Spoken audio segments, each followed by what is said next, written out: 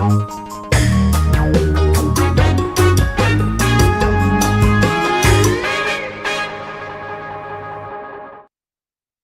welcome to the first episode of Share My Story. This show is all about you, the entrepreneur, your startup journey, your triumphs, your challenges, and everything in between. It's time to share your story with the world. And in this episode, we have very special guest with us, Kopula Vasundhara, the founder of D Hub India. Vasundhara, welcome to the show. Thank you, Sunil. Thank you so much. A wonderful evening to Thank you. you and all the viewers and listeners. So, Vasundhara, let's start by understanding, D Hub India. What's D Hub India? We know it's an incubator for people with disability. I want to know from you as to what D Hub is all about. What's the vision? What's the mission? DHub, we are starting for financial independence for persons with disabilities. So, the major challenges we are facing is lack of infrastructure, lack of education, lack of opportunities, and also social stigma and community. So, every time we need to prove ourselves, we are capable to the society. So instead, when we are going for the opportunities, job opportunities, we are facing lack of infrastructure barriers, first of all. So we can't get a solution, immediate solution to change this world, inclusive world. So instead of that, 80% of the PWD are living in rural areas.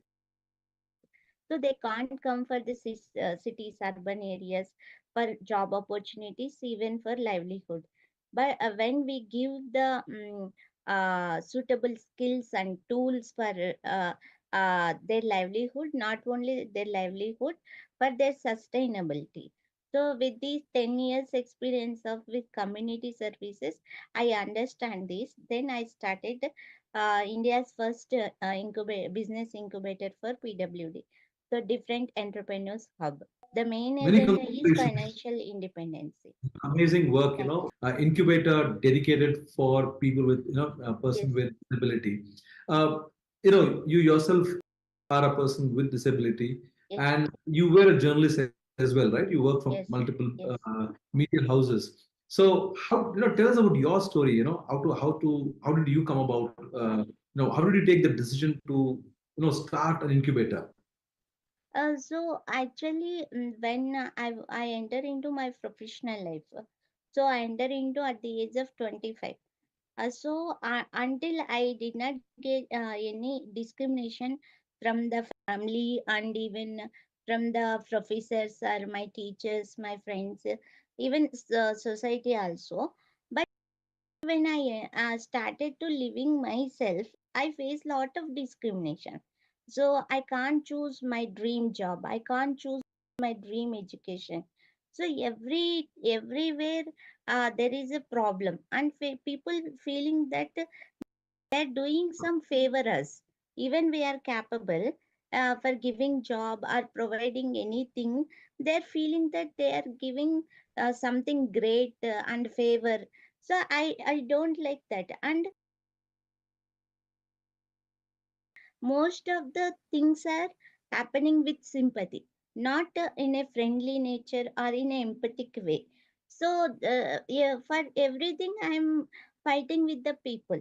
So people feels that why this girl always fighting, and sometimes I feel that why I am every time arguing with the people. Why can't I do a different approach? So instead of rising opportunities, instead of fighting with the people, let's deal with the people in a friendly way. So because the lack of awareness is there in non-disabled community, then I slowly started to approach people. So this is my condition, even to explain about my disability also. I am suffering with polio. I need these facilities. So even I can't sit in wheelchair a long hour, so I need these seating facilities. Like that, I'm approaching with employers or friends, and even with the NGOs, and government. So in that journey, I understand that so we can't change immediately this society. So if we have money, so we can't ask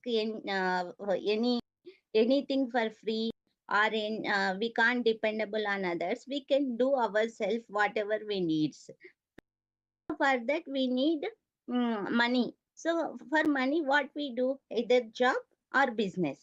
So for doing jobs, the infrastructure we can't change immediately. We can't change others mindset. So then we need to empower our community people with a lot of the tools and skills, even communication. So then I decided to start a incubator.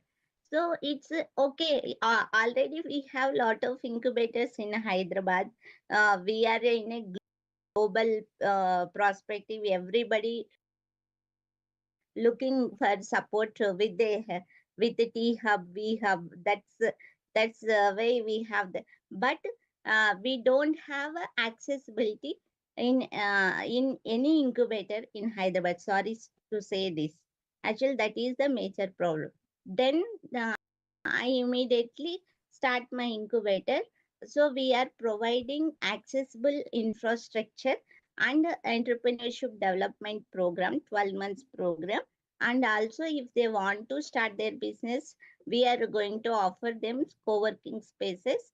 And if they have innovation ideas, we are going to offer maker space. So these are the overall structure of D Hub. Then I take some international training in Kantari organization. So recently I graduated from that Kantari organization.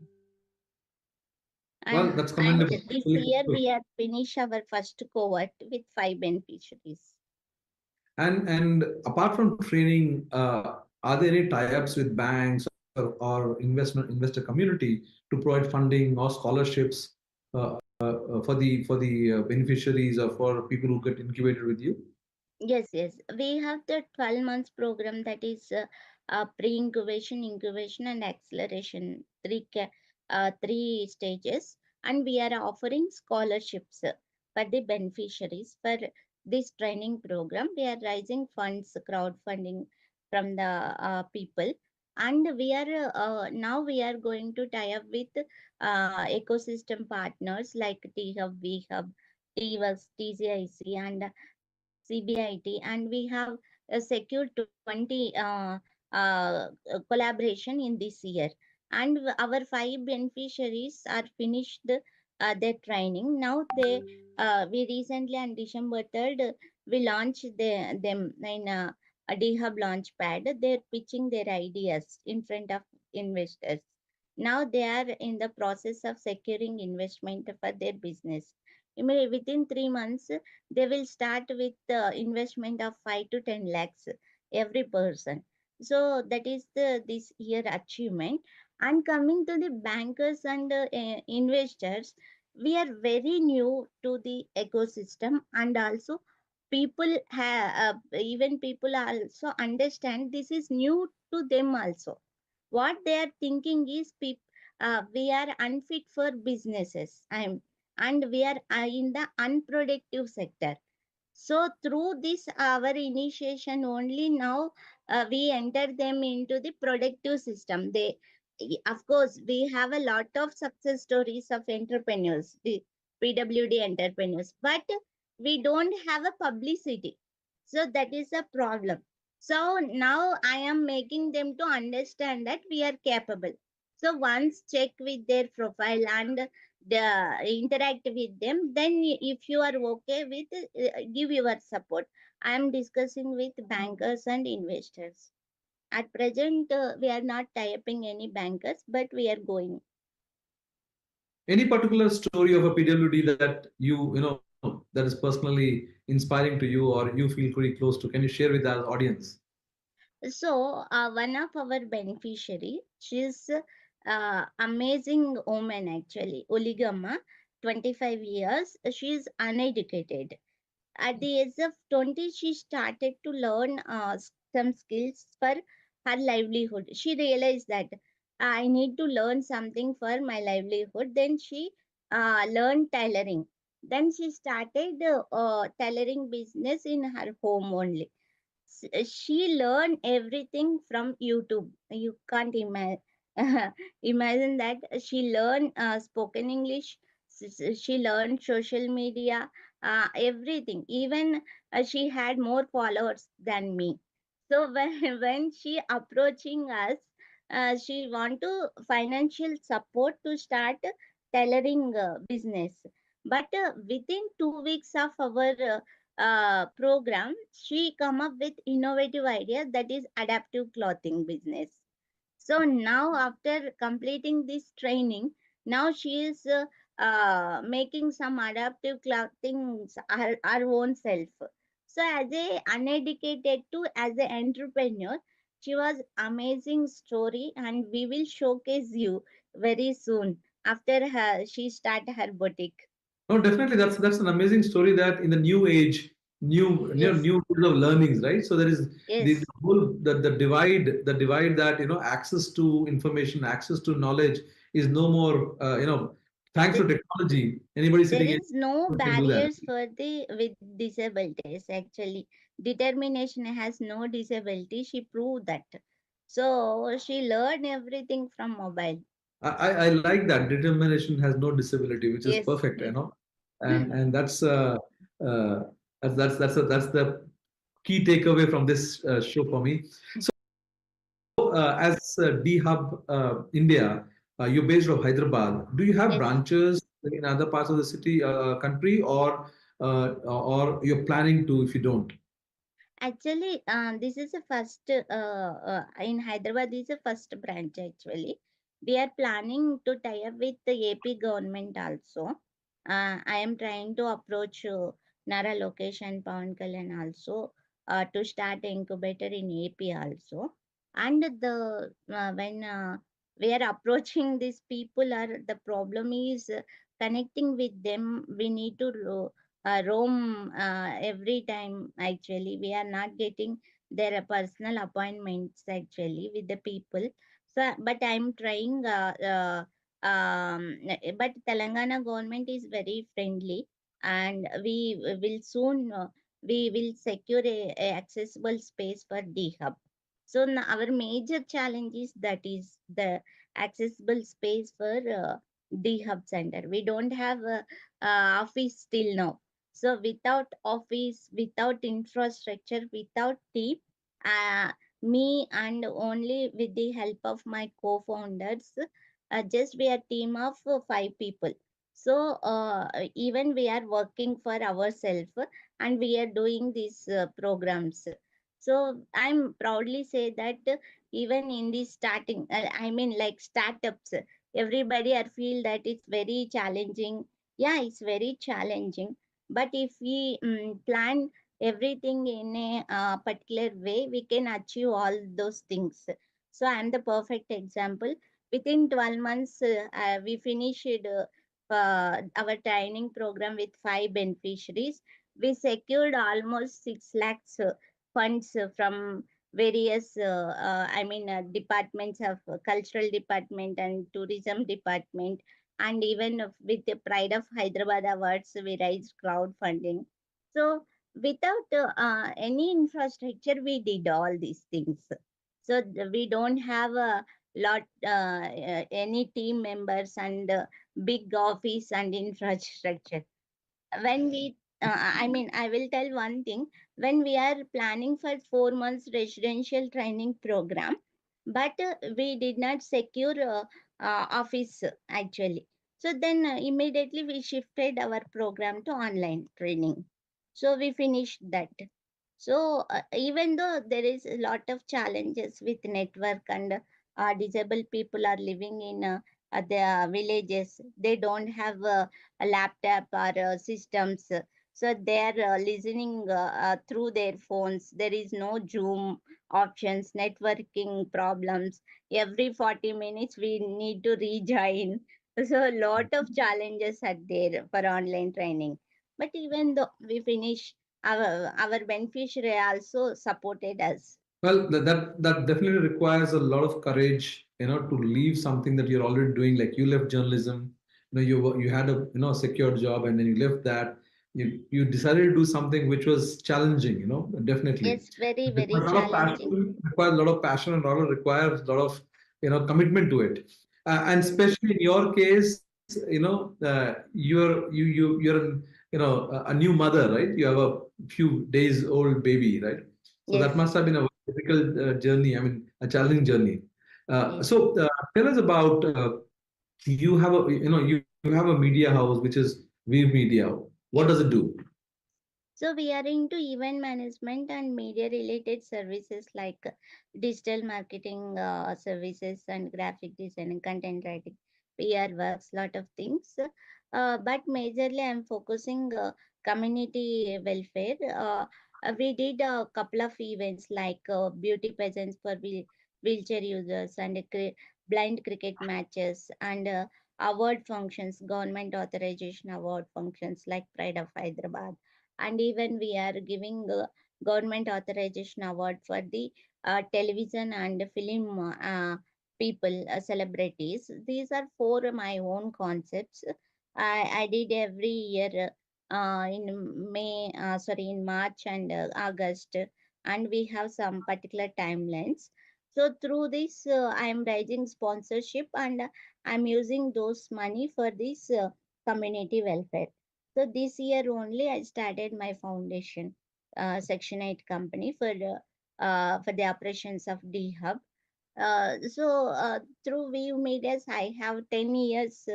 This year we have a 10th anniversary. So I enter into the community welfare and even for the event management as an entrepreneur. I'm very happy. Lot of challenges I overcome. I face lot of losses, lakhs of rupees I lost in the entrepreneurship journey, but I learn everything personally. There is no guide, mentor, guide for me. So it's all personal learnings. So now I have all the skills, capabilities, tools, how to manage financial things and all the professional and even for the team people. So I get all the knowledge with this 10 years experience. So I'm very happy for that. And also, I'm the only one woman entrepreneur in this media sector. And for that, very rightly, you were given the award, Seva Ratna, award Yes, by Visishta ICICI. Sevaratna. Yes. And So also, I'm very proud to I received award from the Chanda Kochar ICICI Bank Advantage Women Award on the hands of Vidya Balan and Chanda Kochar. This is a national award for me. So who the women who are working without any support within their funds are so like that. Around 1,300 members participated. Only three people got this award. I'm also one of them. So I'm very proud of her that award and even receiving Visishta Seva Ratna award from the hands of Chandrababu Naidu Garu. So that is also one milestone. yeah, definitely, you are an inspiration for a lot of people out there, and especially for PWDs that they can look up to you and say Yes, we also can do that, right? That's and many congratulations, and I really wish you all the very best, and to your organization, D Hub they India. have. Yes. So are there any schemes from the government or corporates that entrepreneurs with disability can access to? Actually, there is no opportunities in the government sector. Even recently, MSME also they remove PWD community. Actually, in the MSME schemes also. So we don't know government policy makers why they are forgetting us. Actually, this is a very sad thing in the government sector, and also in the ecosystem. There is a lot of technologies are there. There is lot of funds are going, and Even every time investors are coming and they invest hordes of money in our ecosystem, mainly incubators. So there are a lot of startups are coming. But why people are not thinking about PWD community? So if they started 100 companies, at least 10 companies need to be for PWD. So services and infrastructure. Even it's very sad to know, to share that even in the tea hub, even we don't have a accessible washroom. That is the sad thing in the ecosystem. So when since 1 year I am trying for collaborate with the incubators, I am not securing any accessible space for residential program. It's very hard. Even when we are approaching for the rented space also, people not showing interest to give for a disabled organization, especially for residential program. So government need to take actions, not for the they are not to develop infrastructure, then don't need to give lands or funds, extra funds. Just give awareness, make the people more aware of the disabled community problems. Even in the disabled department also, who are working for the PWD also, they don't know the needs and requirements of the disabilities. That That's is the very major unfortunate. challenge. That's very unfortunate, isn't it? I mean, an organization does not know. I mean, people who are responsible for it, they don't know, which is very No, unfortunate because the they're lack of not awareness. So lack of. I need to educate them first, and I need to make them understand the problems. So it's sometimes I feel that my all my energies I'm using to make them understand. That is a major challenge for me. So even for the funds also, when 100 rupees we use for a normal non-disabled community person welfare, we need 200 rupees, because we need the infrastructure. We need ramps and spacious bathrooms and even comfortable seatings and physical dependence. We need assistance. So for those, we need to spend double amount. So for that, we need funds also, more funds. When we are approaching international organizations and impact investors or philanthropists, they are asking why you are putting this much of budget. Because we our needs and requirements are different, sir. I, but even they don't understand. So that is the second major challenge when running a disabled organization. So first, we need team. Even team also needs salaries. Nobody is working 10,000, 8,000 these days. Even a telecaller asking 20, 18 to 20K salary. So further, at least minimum 5 to 10 people we need to run an organization. So salaries, when salaries, we are approaching funds, they're saying like this. When we are going to collaborate with the ecosystem partners to reduce our expenses, there is no accessible space. So how can we survive? See, even coming to our personal problems, even we are not getting any salaries for doing service. So what about our sustainability, surviving in these ecosystems? So lot of challenges are coming, Sunil. Actually, people need to understand that disabled needs are different, requirements are different. That is only my humble request, actually. Definitely through our program, we will, take this message out and we'll Yes, promote that part, create the awareness. That will be our responsibility as MyStartup TV. We'll do that.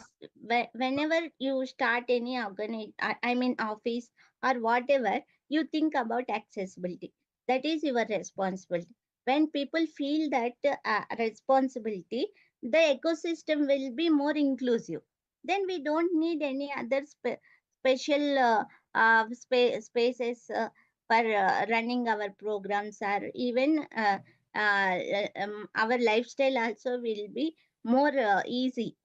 But I mean, when you said, even T Hub does not have, you know, access for people with disability, that just proves the point that even at that level, It's a the plans technology hub. are top level, they're not thought of Yes, it. yes, it's a technology hub. Why don't they create a separate space for PWD? So Why what I'm, don't they are not giving entrepreneurship training for PWD? And that is my question. I I see think we should think Vasundhara. about. No, there is no need of Vasundhara. There is no need of DHub. They have a super technology infrastructure. Lot of team members, funds are there. But why don't they giving some space for PWD? That is my question. Even when they are offering co-working space, but what should I do? So when I take one seat, I see that is not. I don't need office for me. I need space for training. In that, even we have T Hub, any other incubators don't have a accessibility infrastructure for these training programs. Let's say you were to get a real estate space, a training space, physical space. Uh, do you think the number of people attending would go up exponentially than what you have done now online?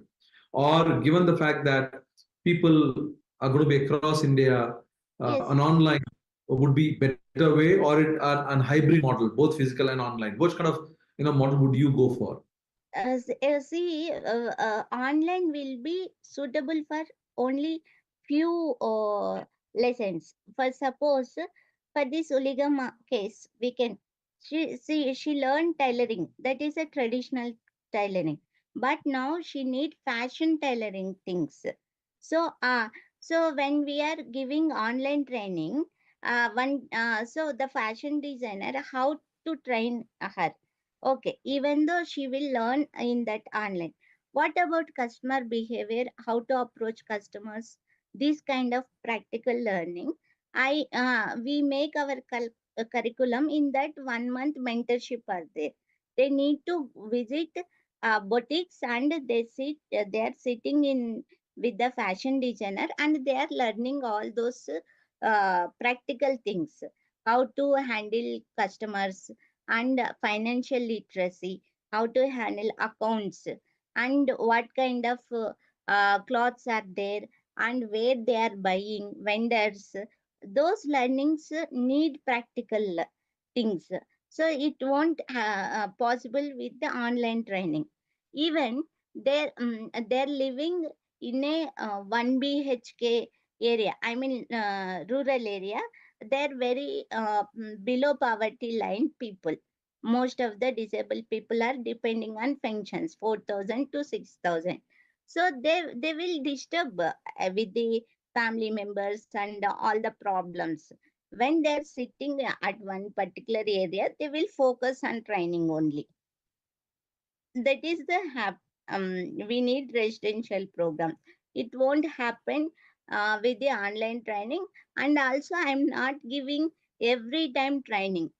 Within 4 months they will learn everything, spoken English to entrepreneurship skills, innovations, pitching, everything.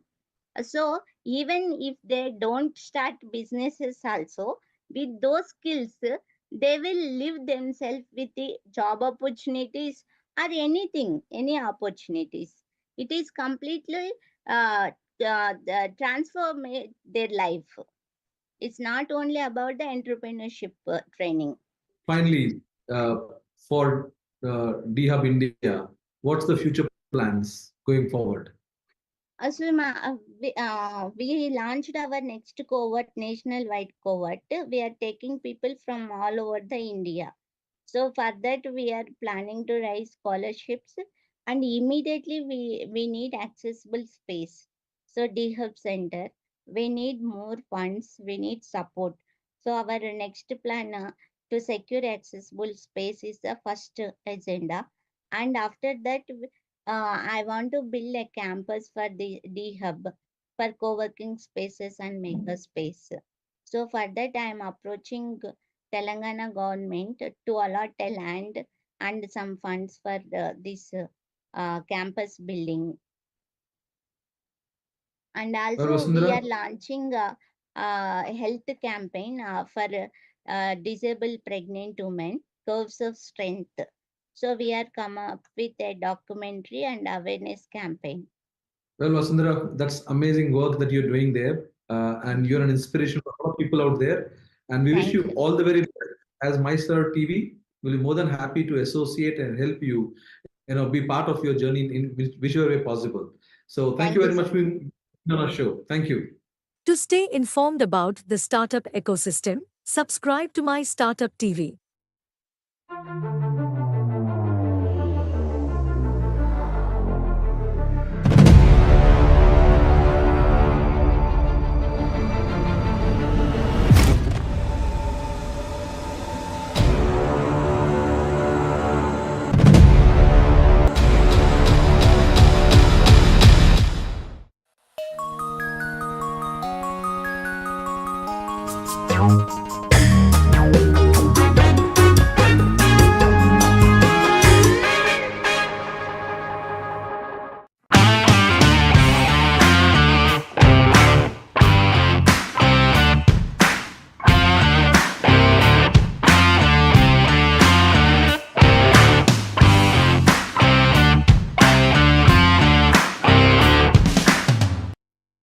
So honored to be here.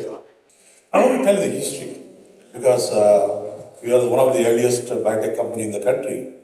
After Shanta Biotech, we are the second one in the country, biotech company. So I've seen this transition of biotechnology, what happens, and I'll tell you my story of biotech park and incubator concept way back 1994. Many people doesn't know. A lot of them retired. A lot of them died also. A lot of them still doesn't know what happened behind the game of all these things. When I was, I'm alma mater from University of Wisconsin, Madison. I saw their incubator and their biotech park was one of the successful projects in the US. So I met the chancellor, University of Wisconsin. I said, we need to do something in India like that. When I said that, they know, okay, we are ready. So we signed an MOU as an individual, no company. I signed. And we partnered with the University of Wisconsin Chancellor and all that. That's the time the Honorable N.T. Ramarao was supposed to come to Chicago for a meeting. We didn't make it. We left it off. In 1994, Honorable Prime Minister P.V. Narasimha came to a UN meeting in New York. So I went with laptop, I gave a presentation to him, how the biotech park can incubate, can catalyze the growth of India's growth. So I told him, he asked me simple, you listen to almost 30 minutes. You see how leaders are very powerful. It's a very good example. You listen all 30 minutes. Krishna, what do you want? I know you want land for biotech park. Simple question. Land, central government cannot give. Only state government can give. So I was a fool, wasting all my time to think, giving a brief on the whole biotech park. Such a sharp answer. Then he said immediately, he told his PS secretary, Krishnamurthy, was there. He told Krishnamurthy, can I get Dr. Krishna L.R. introduced to Manju Sharma and DBT, secretary, that time. So I came, after 3-4 months, I came to India, started 95 sometime, and met the Manju Sharma. I said, biotech park should come. And she's alive, so I think you can ask her also. So you can ask her what the story of 95. Then she said, again, I cannot give a land, I don't have any land. So I can put a policy, but land has to be given by state. So then I went to Bangalore. In Bangalore, I'm alma mater from the agriculture student from the University of Agricultural Science, Bangalore. So I'm not a vaccine guy, I'm not an immunology guy, I'm basically an agriculture guy. So I went to the University of Agricultural Science, we signed an agreement with US Bangalore to set up biotech park. And then we went to Chief Minister, that time R.B. Patel or somebody, Patel was the Chief Minister. In the afternoon, he was not in a good mood. I mean, he was fully in a good intoxication by afternoon. He said, I don't understand what is biotechnology and all bullshit get lost. Okay, over. So University of Agricultural Science, we respect the Secretary, Director of Agriculture, Minister, all policies. We put everything in Bangalore. And almost Biotech Park allotment land is allotted in Agriculture University, both incubator and Agriculture University. Suddenly controversy started. The agriculture land is given off to people. Controversy started. And the controversy started, then okay, I said, this is not going to happen now. Let me get off. I set up a Bharat Biotech. I said, if I'm going to go in this mode, I'm going to be bankrupt, I'm going to be jobless. So let's set up into Bharat Biotech, and I set up in 97, 96, 97. 97, set up a Bharat Biotech. Happened to land in Hyderabad, which I'm not from this place. I'm originally from Chennai. So I landed here, set up Bharat Biotech. 99, me and Vasi Reddy, Vimtala, who's there here in the, alive, now he's there, Vimtala, Vasi Reddy lab. Vimtala and me, we both went to Andhra Pradesh Assembly. We gave a talk to on how biotech park should come up in Hyderabad, how Genome Valley should come up. 99, with Devendra Gaur was the revenue minister, and once I think Sridhar was the revenue secretary. And so we gave an assembly presentation, biotech park. Devendra Gaur was very kind enough. He said he liked it. He said, we want to Charlapalli, we want to propose in Charlapalli, this part of the city. He said, no, I want to do it in my constituency. My constituency in where Thorokapalli, where Genome Valley is there. I want you to set up there. That is where we can go. I mean, the history is later that Chandrababu Naidu appointed me as a sort of advisor how to build Genome Valley. I had to acknowledge Sheila Bedi at that time, Acharya, who was also instrumental in coming out of the incubator in Hyderabad, Genome Valley. So we proposed the entire Genome Valley cluster should come up and all that. But I was busy with Bharat Biotech, so then Sheila, Shapurji Balaji took over the biotech park, which I said, I don't want to get into infrastructure, let me get off. Because everything is scheduled, the projects. So got off. We set up that one. I think today now you see the history of Genome Valley, how 94 started the concept, how we built the whole thing. And thanks to Dr. Bond, who was there as a secretary, he's a good friend of mine. And he was also a partner in our rotavirus project for the last 23 years. From 99 onwards, we were a partner on the rotavirus project. So he said, I told him, why is the startups are not happening in this country? That is way back when he just took over as a secretary. I said, you treat us as an enemy. The startups, private entrepreneurship is treated like enemy. Governments are sanctity. They're all, like the Brahmins and we're all Shudras. Startups. That is not right for the country. You need to build the culture of startups in this country. So that's how we work with NIH to promote SBR grant, RO1 grant type things. We build that concept with the Bond's mind. And I positioned that to build that SBR grant concept. That is how the startup can fund. Then he said, the DBT cannot do it, the private funding. Let's set up a new venture, new mechanism how to fund this startup, because the DBT cannot fund directly, because we get into controversy. So that's how the BIRAC started existing. And they put it, BIRAC, and created the whole structure of a startup. And I think, today country has done extremely well in setting up a startup culture and incubators. And I think many are incubators here. And I think, the incubators, what I would envisage for the today and the future. My friend is here. So what is the future can be created? I think startup is going to be key for the innovation of the world. You look at US, Europe, who creates innovation? It is not the multinational. No multinational creates innovation in the world. They have perception. You have perception that multinationals don't create. They have too much cash. When you have too much cash, no innovation will come out. A starving fund only can promote an innovation. And only startup can do that innovation culture. The startups are acquired afterwards over the mergers and acquisition happens. And in the process, that is how you build the innovation culture. The problem, what we see in India right now, that I've seen the last, so many committees and watching all that, what is happening. The startups are also facing a problem. Incubators are also facing a problem. Incubators have become more like a real estate model, which is not good. And I think these real estate models should be, if it goes, And I think, see, how do you build, see, you need to. One thing all incubators managers should look at it. At least 10% of my incubatees are successful as a venture. I get the best out of it. You can put a successful model. What is the success? What do you get for that benefit for them? You can create that, not a problem. Okay, sorry. You can create a model, what in a successful startup, after, you made some 100 crores revenue, what you want to be shared to the incubators, you can put a structure. But the problem, what we are seeing is, how do I get rent immediately, day one?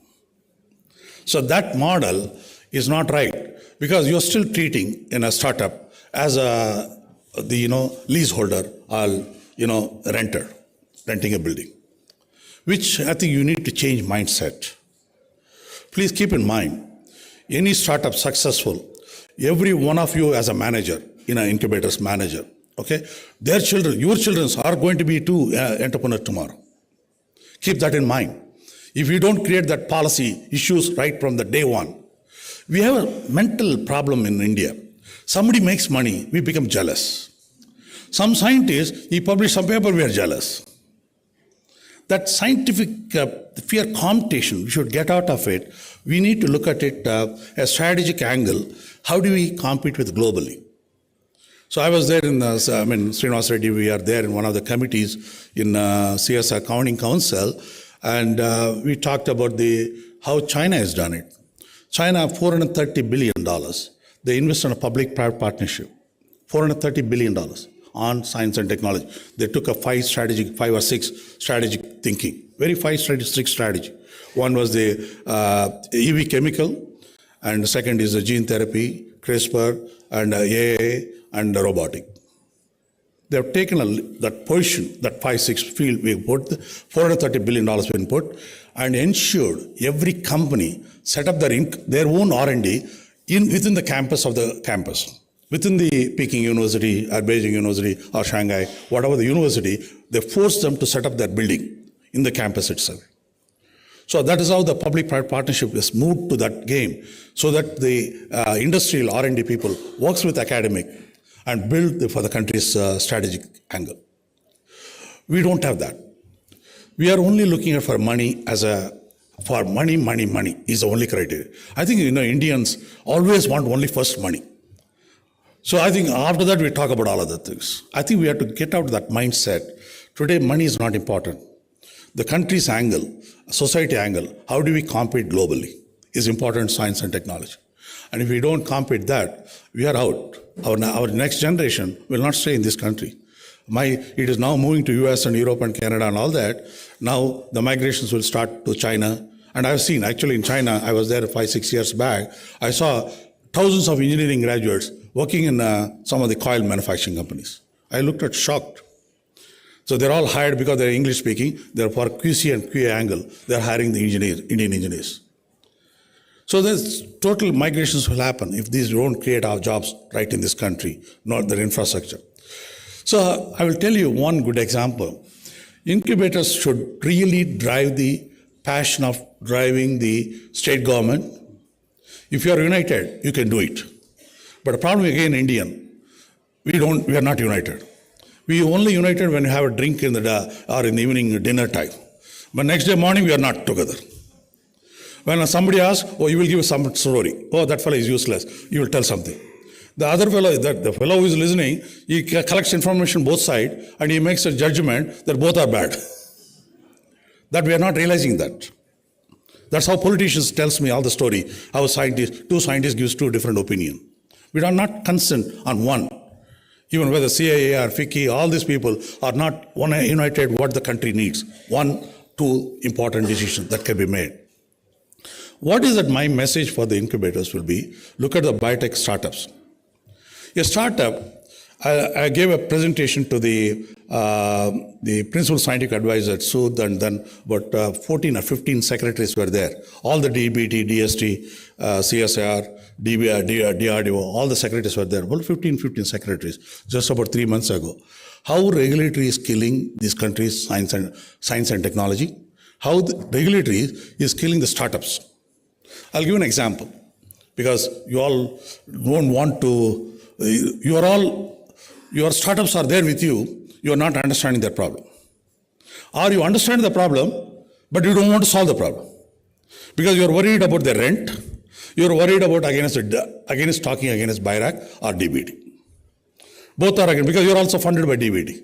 You're also funded by BIRAC. So therefore, you're scared of talking anything negative. So when a principal scientific advisor asked me to give a presentation on the regulatory, what happens, I said, I was a startup in 97. I myself being a startup. As a startup, we saved the country's foreign exchange at least $10 billion of saving for this country as a startup. What we have done as one individual, one company, we saved with the rotavirus, typhoid conjugate, first time in the innovation in the world, chikungunya, all those vaccines, you look at it, we saved the foreign exchange of at least minimum $10 billion. Even COVID time, look at the COVID. If the $100 is a vaccine you have to buy, just imagine what would be the cost for the government of India will be. One startup, when one startup can do for this country, okay, you have 200 startups in this country successful, what can be an impact at a bigger scale? That is how to envisage. So I will tell you regulatory. In India, for animal toxicology, you all agree with me, Mrityunjay, animal toxicology, RCGM is controlled? RCGM has got 25, 27 members. Maybe Mrityunjay was also one day was a member maybe. And some people may be member here in RCGM also. I don't mind. Okay. So what happens? You have to make a protocol and you have to make 3 GMP lots. And 3 GMP lots, you tell me how many startups has got GMP facility? Ask simple question. No. You want 3 GMP lots and 3 months stability, okay? And then protocol submission for animal toxicology, 3 animals, whereas WHO recommends 1 animal, 28 days toxicology. And I'll tell you US FDA regulation later. You look at the Indian regulation and 3 GMP lots and 3 months stability, your preclinical toxicology takes 3 years. Exactly 3 years. Completing preclinical toxicology, completing and then getting to phase 1 trial. It's 3 years. Whereas in US, it takes exactly less than 3 months. In US, 3 months to 3 years. And I'll tell you an example in US FDA. We have done one US FDA phase 1 trial in US. It all took everything completed phase 1, everything in less than 7-8 months. So the US FDA says you can produce the GLP material, not GMP. Please keep in mind, one GLP material. And they want 90% pure. Whereas RCGM demands 99.9% pure protein. You see the logic of thinking of RCGM, thinking 99.9% pure protein for animal toxicology. Whereas US FDA says 90% pure is okay because if you have contamination is there, in the 10% contamination, should pick up the toxicology in the animal. When you are doing regular manufacturing production, if some contamination is there from the process, that should be picked up in the animal toxicology. You see the rational thinking of that? We have 99.9% pure protein. And the same scientists who are the committee members who never produced 99% pure protein. But they're sitting in the committees. And they're controlling the science of this country. Which is not right for the country and even for you incubators to succeed. If these startups, if 3 years is taking preclinical toxicology, just imagine the cash burn for a startup. If 3 years, which takes 8 months to complete a preclinical toxicology in another country, you lost the whole game of competition globally. You lost. And some companies, I know at least 8 or 9 companies, they shifted R&D to Singapore. They shifted R&D to London. And some other, Netherlands also. So why do you waste your time? 3 years of cash burn for a startup is a huge, because their capital is very less. They are running with 50 lakhs, 30 lakhs, 50 lakhs and all that. With that money, they have to pay rent, they have to pay electricity, they have to pay salary, and they have to take care of these regulatory hurdles of this much time. And I think, you all should be united as incubators, should brainstorm first these policy issues. You need to think the country's angle. First, forget about your selfishness of, I don't want to talk anything against DBT, otherwise I lose 30 lakhs, 40 lakhs. Trust me, I'm telling you, for losing 30 lakhs, you're losing the future of this country. which is not right. Which is not right. I think, I think my friend is also came, Bairak also, he also knows about my issue. So, see, as a company, established company like us, we are happy to have the regulation so that no startups will come again competing with me. As a selfish person, as an entrepreneur, I'm happy to have that regulation so that no startups will survive in this country. So I think all incubators should fight for the regulatory policy changes in the country. Whether it is a DBT, RCGM, or it is an Animal Ethical Committee, or it is CDSO, all the committees. We have more committees than policy decisions in this country.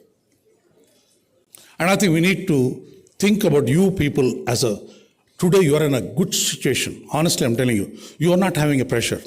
You may have pressure how much rent I can show to the management. That's not worth it, I'm telling you. That's not worth it life. Giving a small money, 1 crore, 2 crores to extra to the management is not the game you should be playing.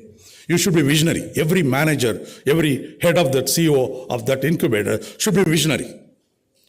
Sacrifice your life, little bit. Not your person's life, but sacrifice something for the sake of the country, for the first state of startups to survive. And I think, if these sort of policy decisions made, when you have predictable regulatory system in place, take my word, every private equity, every venture capital will flow automatically. When I asked the private equity people, I said, I don't even know what your policy decisions in this country is. Is it something for you possible phase 1 trial in 6 months? Is it possible? I don't mind taking investment. I will take a risk and put the money on the table. But I'm not sure. Yours is so unpredictable system in the country, I cannot put any more money. I at least more than 20, 30 private equity people, venture capital people like that. India partner, who is a venture capital right here in Hyderabad, they said, I don't want to put any biotechnology. I want to put it in, the IT, digital health, all those sort of things. And now they're talking about old age people, homes and all that. So that extent they're going. I think we need to change. I think, every manager of that, ask the state government. For incubators, no electricity charges. They are giving to farmers free electricity in this country. This is ridiculous in this country. Farmers is important. I'm not denying that, please. I'm a farming fellow. I want farmers also to get a free. But why not startup also to get a free? Power. I think this is where you need to fight. Indians are very good in clapping. That's a problem. We're all politicians. We're all good politicians. 140 billion people, 1.4 billion people, all are politicians. I think some gene is mutated in this country over 100, 200 years. So every gene has got a political mind. I talk to everyone, everybody's a political mind. It's a very strategic political mind. I think leave all this thing apart. We need to be force. You get me on 30 incubators, CEOs. Sit with me. I will tell you the strategy, what should be done for the country. Think about country first. Think about startup to succeed. If they don't succeed, your children will not succeed. Take my word. Your children will not succeed. When I was sitting at my dinner table, I was talking so much India, cultural, India innovated zero, India steel industry innovated. Ink is what he was writing with the ink pen. Hey, my son, listen, that ink is done by Indians and innovated. I tell all those things. Dad, don't tell me too much about India. Then why is India still a developing country for the last 200 years, 100 years? Why is still country is a developing country? Why I had to go to US? Why did you go to US at all for studies? You asked me a simple, straight question to me. So I think, the time has come for all of us to join together. One goal. How do we do startups to succeed in this country? If startup succeeds, innovation succeeds automatically. No innovation, nobody teaches in a classroom. If your policies are very critical, very scientific, and very rational, we are not asking to compromise on us. Suddenly when I ask some regulatory to ease up, one of the regulatory guys tells his secretary, no sir, we will sacrifice the safety of the people. You mean to say, who will sacrifice the safety of the people in this world? Which startup will do that? Hurting somebody? Nobody will do that. But that political mind of a scientist immediately spoiling somebody's mind. You see how we work together as a country?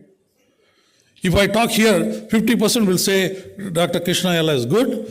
No, why? 25% will say Krishna Yalla is good. 75% will say he is bad, he's a crook. That's how our minds are.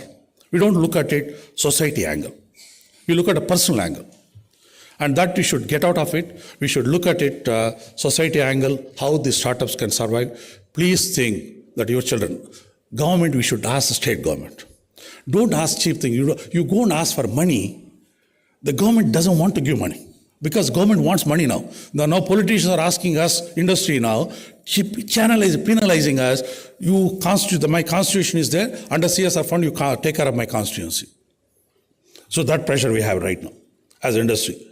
10 ministers are calling, each state is calling, take care of my constituency. I'll give it to my constituency to you. But I will contest election, but you take care of the remaining all the things. So don't ask money. You ask intangible things. You ask intangible things. Ask for electricity free. All startups will be free. GST free. Because your service is GST service tax. Am I right? So you should ask for elimination of that. See, we have followed in the GS, we are setting up a Odisha Biotech Park in Bhubaneswar. We have fought with the government and we got a wonderful policy. We said every woman who works for an intern for 5 years, the government will pay 15,000 rupees. For a man, 13,000 rupees. 1-3. So very good discrimination right there. Okay? So men is going to be more discriminated hereafter. So it's good actually. See, because the major in the biotechnology sector, 50% is woman force. We need to get them into the inclusivity in the working force. That's a good policy. We proposed actually. Mrityunjay is there. So we passed a gazette notification, 15,000, so that now you have to think as incubator managers, how I can integrate that into the startup culture, build a skill set. You need to think innovative way now. So now that there is a lot of money for a skill set available. Now I'm going to recruit somebody, give it to the startup company. That startup fellow will be subsidized by the government program and a skill development program. So you are achieving two things. One, startup gets a subsidized manpower. Number two, the skill set of that candidate who has graduated MSc Biotechnology, who has got only paper degree, not a skill set, you automatically build the skill set with him. These are the intangible things you should fight for with the government. Otherwise, we are not going to succeed. And we have set up a food park in Bangalore. The reason we set up food park, how do you bring innovative ideas in food? So I'm a chairman of CFTRI and NIST and all that. I've seen where we lead to food science. Because the next problem is going to come is food security for the global. Food security is one of the major thing you're going to see. Inflation is going to drive, the climate change is going to change, and the number of people working in the agriculture is going to go down. All of the things are going to change the game, and the food security is going to be a major game. And India can play major player in the food security. Because we are the only country which has got 365 days sunlight. No other country has got sunlight 365 days. So we can make changes that can happen for global food security point of view. So what policy is required? That we need to think. And medical devices, is a medical device easier technology? Because it's a less regulatory issue, that's why medical devices succeeded, some partly. Whereas biotechnology, we are not able to succeed because of the choking of some of the regulatory systems. And please, all incubators, managers, please, at least 10, 15 managers, join together a strategic thinking. What is that you should do for next 1 year? Because we don't plan 5 years, please. All of our life is 5 years, we are not sure whether we are going to be alive or not. Okay? India government always thinks 5 years, 20 years, 30 years, all bullshit. There's no value now anymore. The science is changing. Science is rapidly changing. I've been telling the structural biology, I gave a talk in University of Hyderabad, how the structural biology is changing the science. You see how structural biology got Nobel Prize now. DeepMind, artificial intelligence. They say 200,000 protein, with artificial intelligence, they solve the protein structure. You don't need a crystallography now. Whole thing changed, field. The structural biology is going to try it today as a vaccine company. I feel that I'm already outdated now. How do I bring the structural biology into the vaccine field, into the enzyme companies, and into monoclonal antibodies? How this whole thing is going to change? You see now, next 2 years, whole science is going to change of structural biology and artificial intelligence. How that is going to have an impact on what type of protein you're going to make some recombinant enzyme for a structure for the textile industry or whatever it. You're going to see a different structural biology of that get in, which is thermostable, which is going to catalyze at one hundredth of the quantity of the protein. Everything is going to change. Science. Whatever people are making monoclonal antibody, they're producing, they're happy with 1 gram. Now I come out a company from California, is coming at 10 grams. They put a chaperone gene in CHO cell line, and they made it, because when you have high expression 10 grams, you get an aggregation of the protein. So to prevent the aggregation, they put a chaperone gene, and so that aggregation is prevented. See how science is moving? And all structural biology leading into. So please think about the science is rapidly changing. Your startup culture also is rapidly changed. For that, what is the regulatory policy, financial policy, and government policies are required. That is the 3-4 policies. If you work strategically, you are going to do the greatest service to the country. Please keep in mind, you are the major pillar right now. It is not that I'm telling you because I like you people. I don't like you people actually in any case. Because you are rented, you rent people. So therefore I don't like you. But you are the instrumental for this country that you can create what can be done for the country through startup, through government, through society. A problem is there in a society. Ask that problem taken by a startup.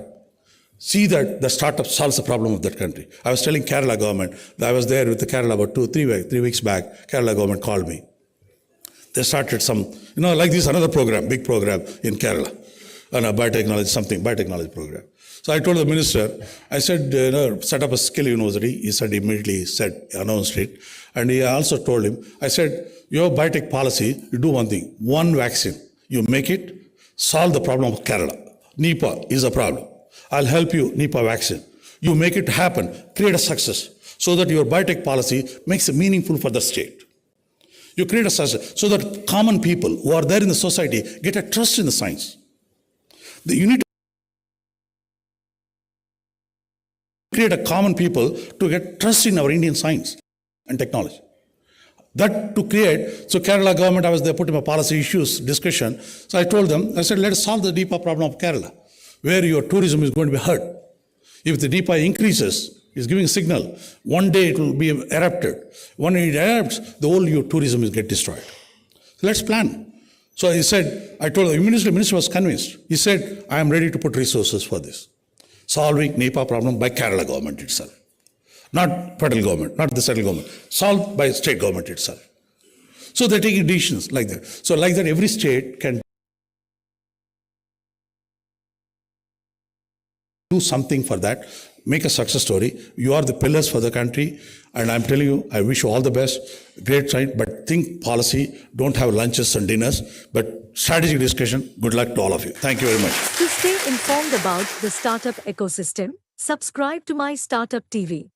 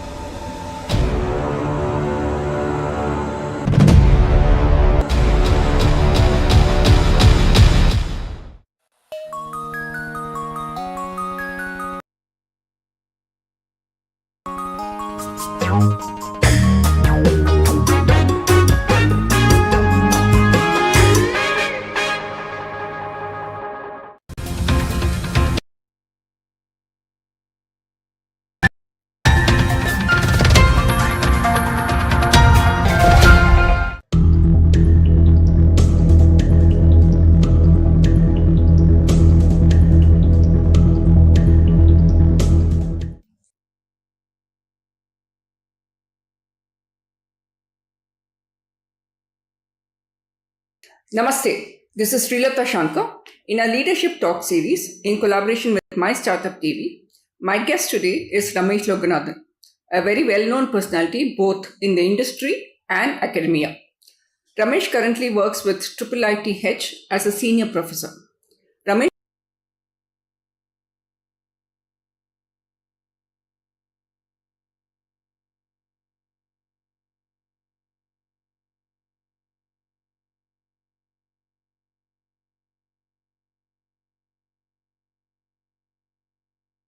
It's my privilege and honor to have you as my guest. Welcome to our leadership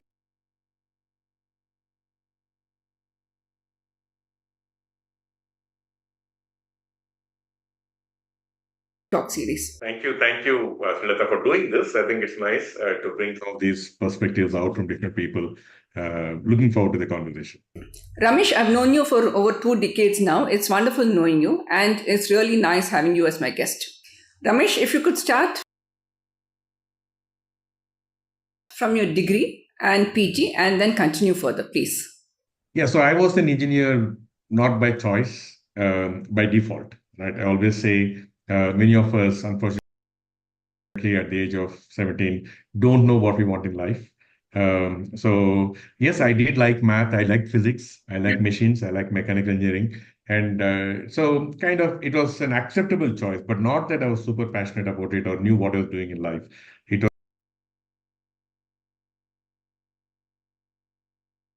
was just that all the other options were less, right? This was the least repulsive, I should say, not the most attractive, right? And did engineering, did electrical engineering, and that is not something that I ever enjoyed. I like machines, always have enjoyed machines more. And the fact that I like physics, the physical parts of it, electrical engineering is physics, yes, but it is still hidden. I like to see things, touch and feel. And again, finished engineering somehow, got some decent score, and got into masters. And again, by default, not that I picked. I said, okay, I want to do it in a city, and my marks were not good enough for some of the IITs I wanted, but I could get into Gindi. So I joined Gindi also by default. Not because I wanted to be there or wanted to do control engineering. And I did like control systems, but not when I joined later. And again, my first job was by default. And I got into a sister concern of TCS, Westinghouse, which was a large industrial automation company in those days. Yeah. And Tata's had started.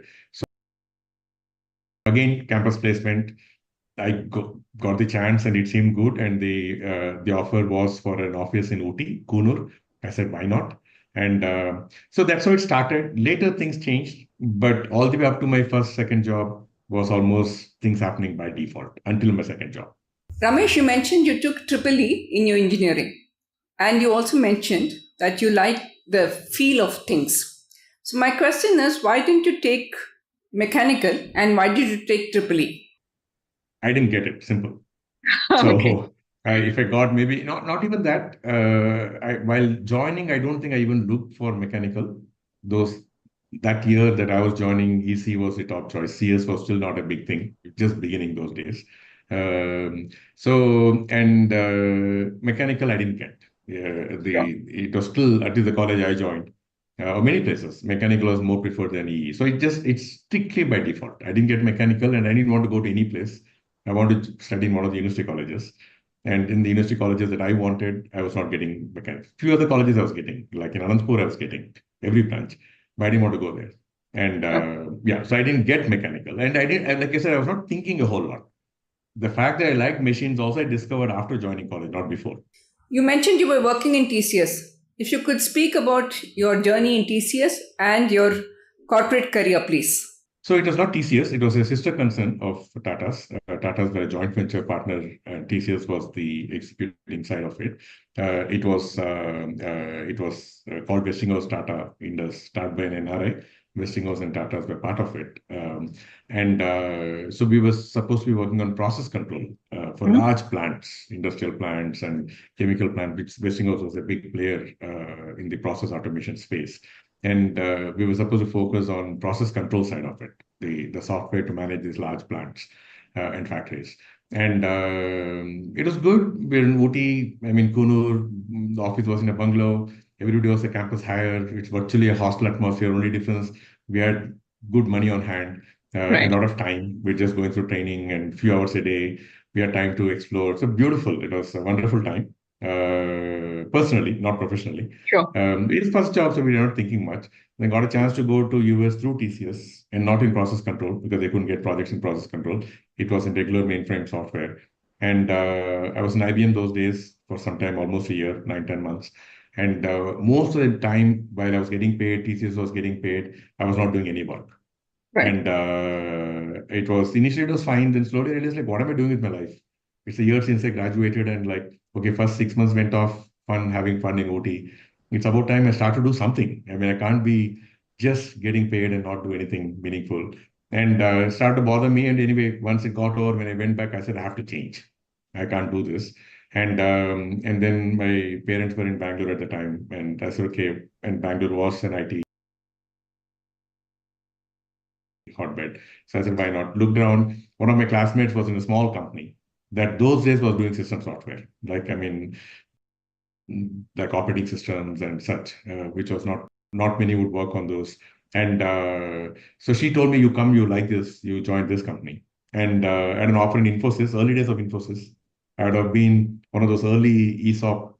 Had I joined at that time, they would have been handsomely rewarded when they went public some years later. But I said, no, it's again a large company, not very large for those days, right? Sure. This was Sure. 91. In 91, they were not that big. But I still said this was a 40-member company. So I said, I would like to join this company. And that was the first time I started to enjoy work. Amazing company and very, very good understanding of systems. And I had the chance to work on a project where we're building a new database server from scratch, right? Like Oracle.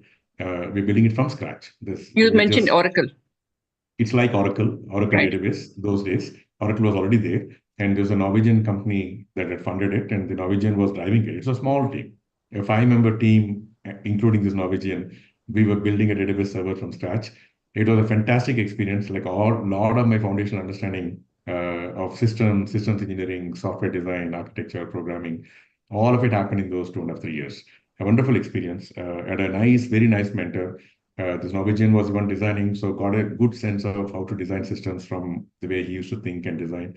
And then we also had one of the founders of the company, Integra, was very, very good. And he is the one that taught me programming in a way, right? C and such. What was the company's name, Ramesh? Integra Microsystems.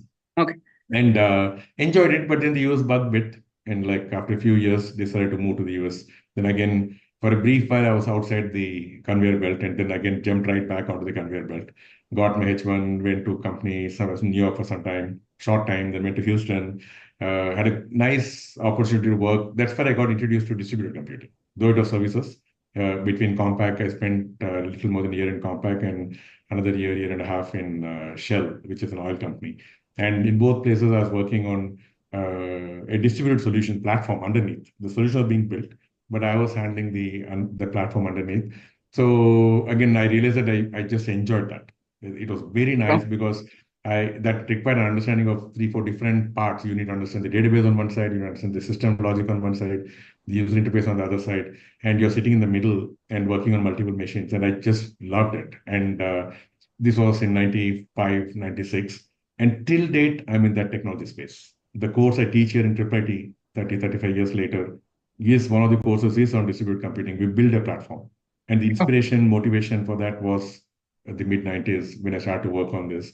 And then my friend was in Bay Area. He said, like, what are you doing there? You come work, come to Bay Area.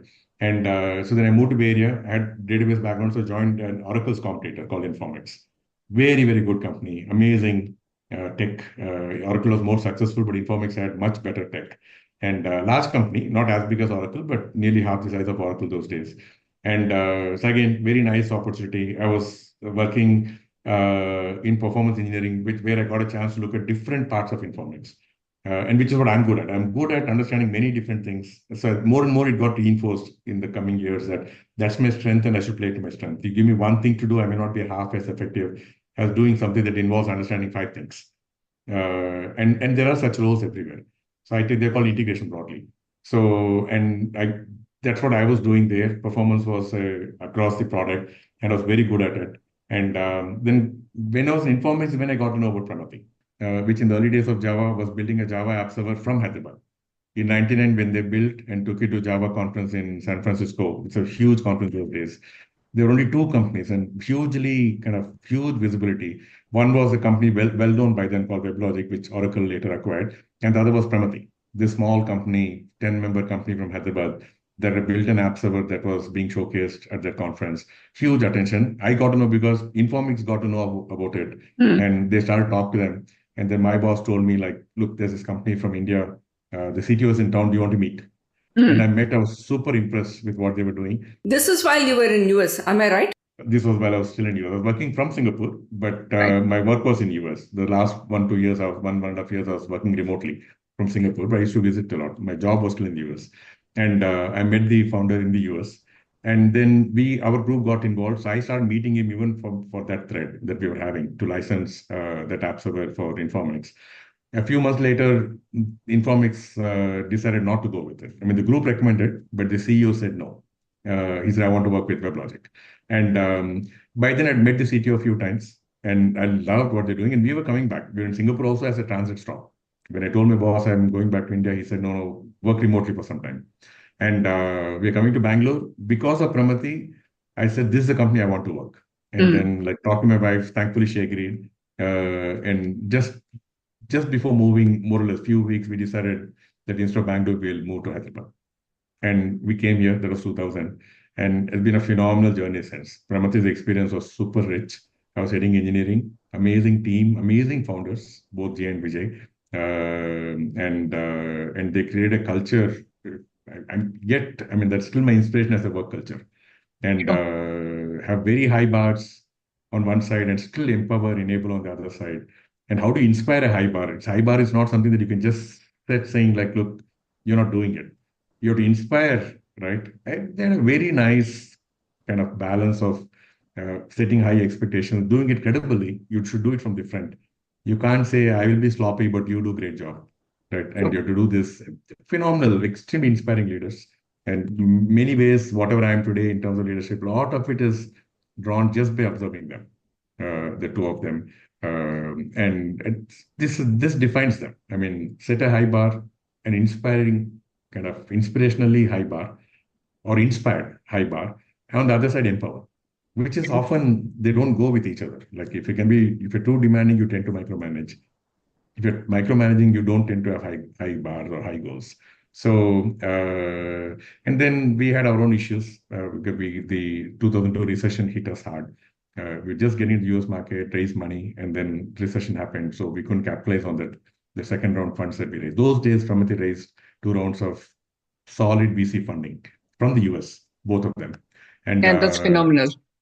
Those days. And even today, there are very few companies that even attempt what Pramati did in terms of trying to create technology, right?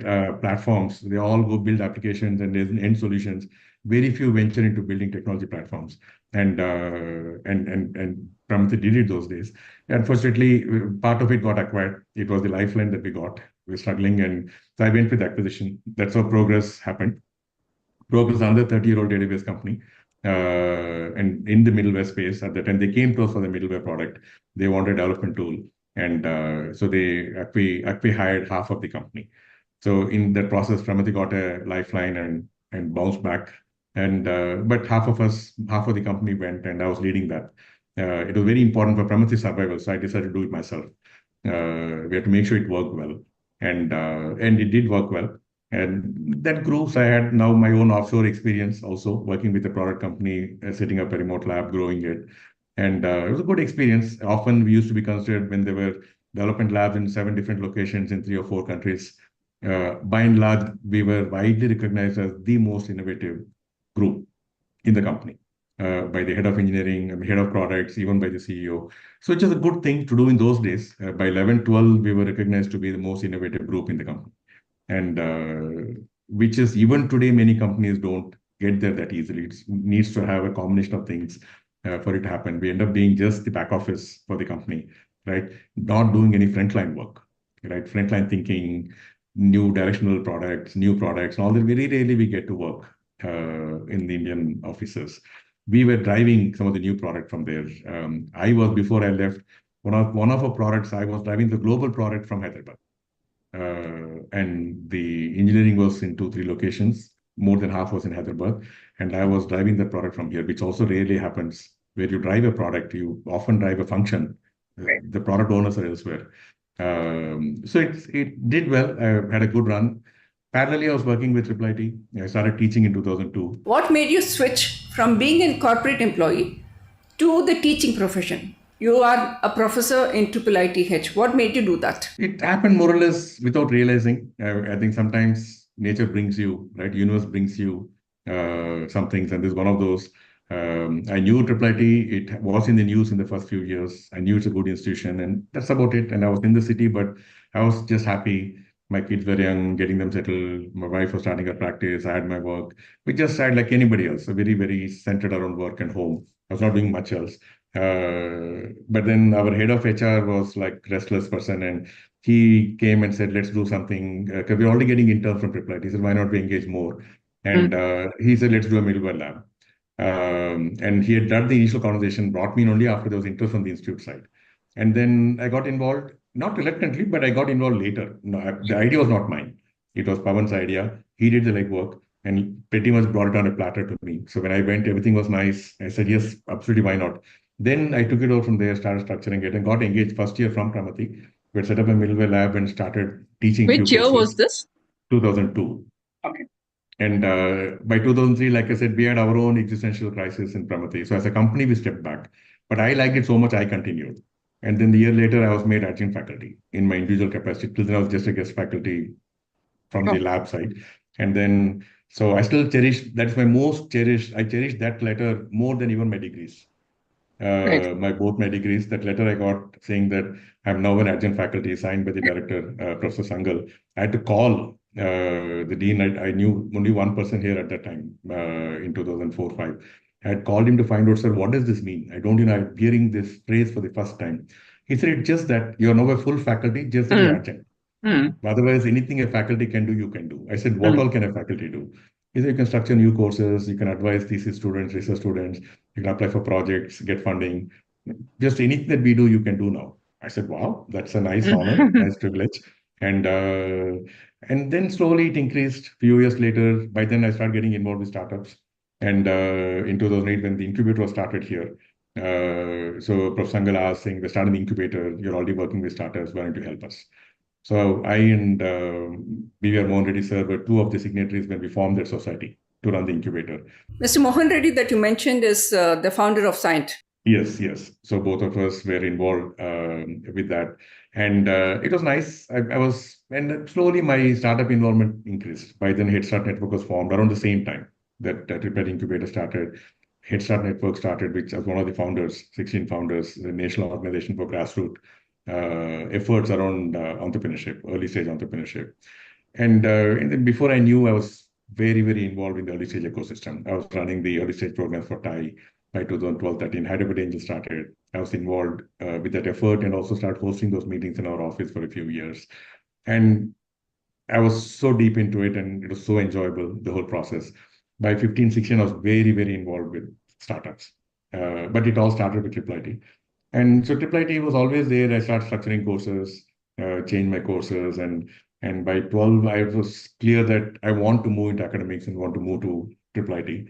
At 12, I also started teaching in IIT Hyderabad. I was a guest faculty there teaching one course, but Triple IT association was much deeper. And I decided in 12, it took me 4 years to finally move. The golden shackles, you have to unshackle yourself. The golden shackles kept me kind of from doing it. Took me quite some time to finally move. And I did in 16. Some opportunity presented, there were changes happening in the company. And so I said, okay, if not now, why not now? Any time is as good as now. And just took the opportunity and moved. It's been the best decision in my life. 8 years now, more than 8 years.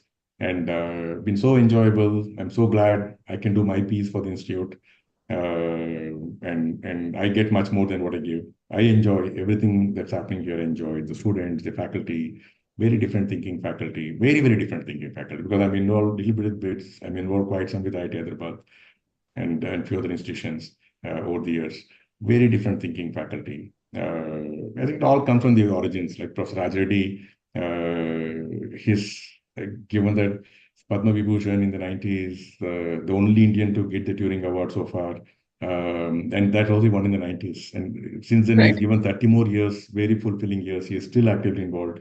And somebody like that at the helm as the chairman, founding chairman, you can't, even if you have an ego, you have to tuck it in. And so the culture is very different. And then the first director, Professor Sangal, Professor Ahuja was involved from another senior professor from US in the early days. Professor Sangal was the first full-time director.